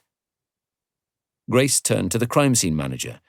"Chris, as Eden Paternoster is under arrest, I'd like you and Lorna to take search and forensics teams to Woodbury Cottage, Chiddingly, and see what you can find." "Yes, sir," G said. Emma Jane Boutwood raised a hand. "Sir, there is one other small thing that's come up." "Which is, E.J.?" "The Paternoster's Burmese cat, Reggie," she said.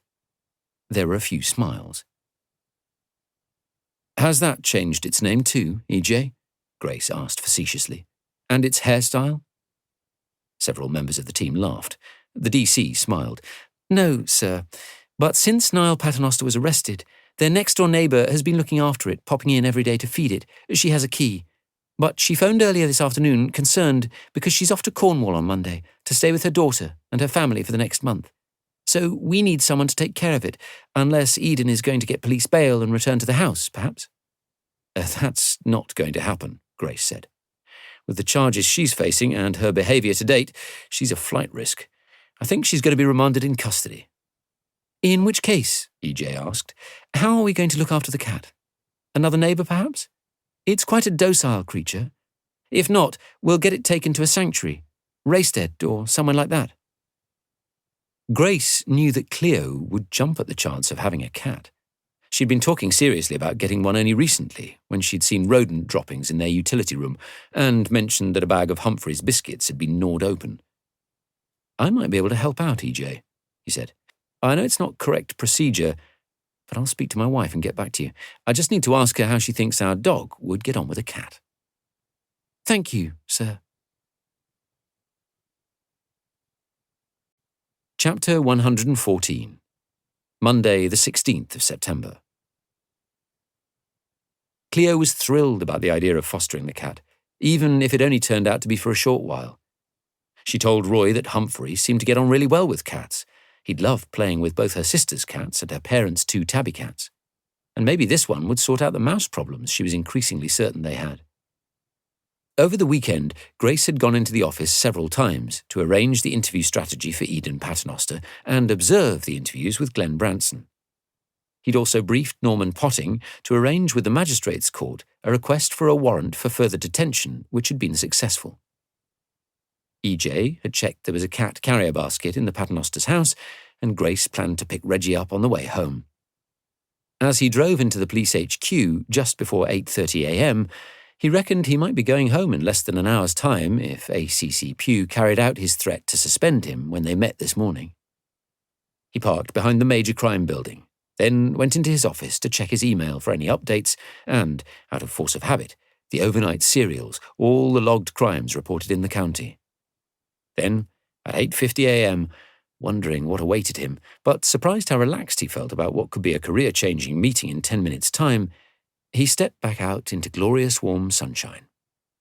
As he did so, his private phone pinged. It was a text from Cleo. "Thinking of you. Kiss, kiss, kiss." He texted 3 hearts back, then headed down the hill towards the rear entrance of Malling House, which housed the Sussex Police Brass and their key support staff. As he approached, he was puzzled by the sight of 2 unfamiliar vehicles, dark-coloured Audi A6s, parked up outside the building. He clocked their licence plates, but neither were familiar, and he knew from memory the indexes of pretty much all of the local unmarked cars. He walked past them and was about to enter the door when a burly man in a grey suit came through it. He was followed by Cassian Pugh, his face chalky white. Then another tall man in a blue suit bringing up the rear. "Good morning, sir," Grace said to Pugh breezily. "I'm here for our—" The ACC walked past stonily, without acknowledging him. An instant later, the man in the grey suit opened the rear door of one of the Audis. As Pugh entered the side behind the passenger seat, the burly man pushed the ACC's head down protectively. Then he closed the door. Blue suit opened the door on the far side, slid in behind the driver's seat, and pulled the door shut. Grey suit then climbed into the driver's seat. The car glided away, down towards the main entrance barrier, which rose as it approached.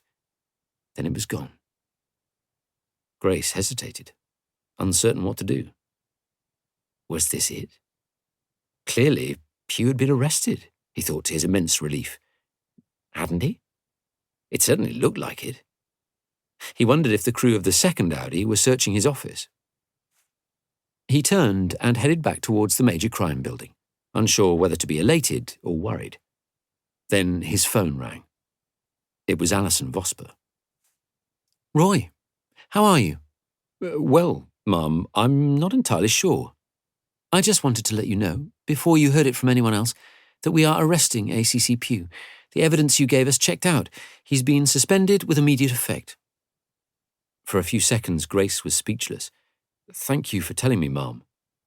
"I know this may not change anything, Roy, other than perhaps doing myself no favours, but my offer to you of a job in the Met remains open."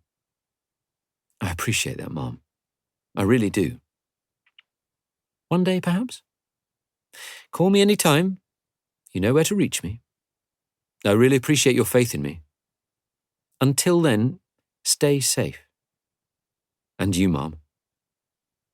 Moments after he ended the call, his phone rang again. It was Cleo. He answered, and she sounded surprised. "Sorry, darling," she said. "I was just going to leave a message. Have you had your meeting with Pugh?" "No. He's otherwise engaged." "Meaning?" "Meaning he's just been driven off in the back of a car, under arrest." "No way!" "Yes!" "Oh my God, you've done it!" "Here's hoping." "You have! You've done it!" "With luck." "I was just calling to say that when you collect Reggie, or before, could you swing by Tesco Lewis and pick up some cat litter?" "Yes, sure. Shall I get some cat food as well? And some treats?" "Treats for you or Reggie?" "Ha ha. Just don't vanish, eh?" Thank you for listening to this audio production of Left You Dead by Peter James, read by Daniel Wayman. Published by Pan Books, an imprint of Pan Macmillan, a division of Macmillan Publishers International Limited. Text copyright Really Scary Books, Peter James, 2021. Roy Grace, Grace, DS Grace, DI Grace, and Detective Superintendent Grace are registered trademarks of Really Scary Books Limited. Recording copyright Macmillan Publishers International Limited, 2021. The right of Peter James to be identified as the author of this work has been asserted by him in accordance with the Copyright Designs and Patents Act 1988. All rights reserved. Directed by Morton Gamst. Recorded at Envy Studios, Auckland, New Zealand. Production and post-production by the Strathmore Studios, Clerkenwell, London. Sound editing by Wolfgang Dienst. Check listening by Maureen Dienst. Audible hopes you've enjoyed this program.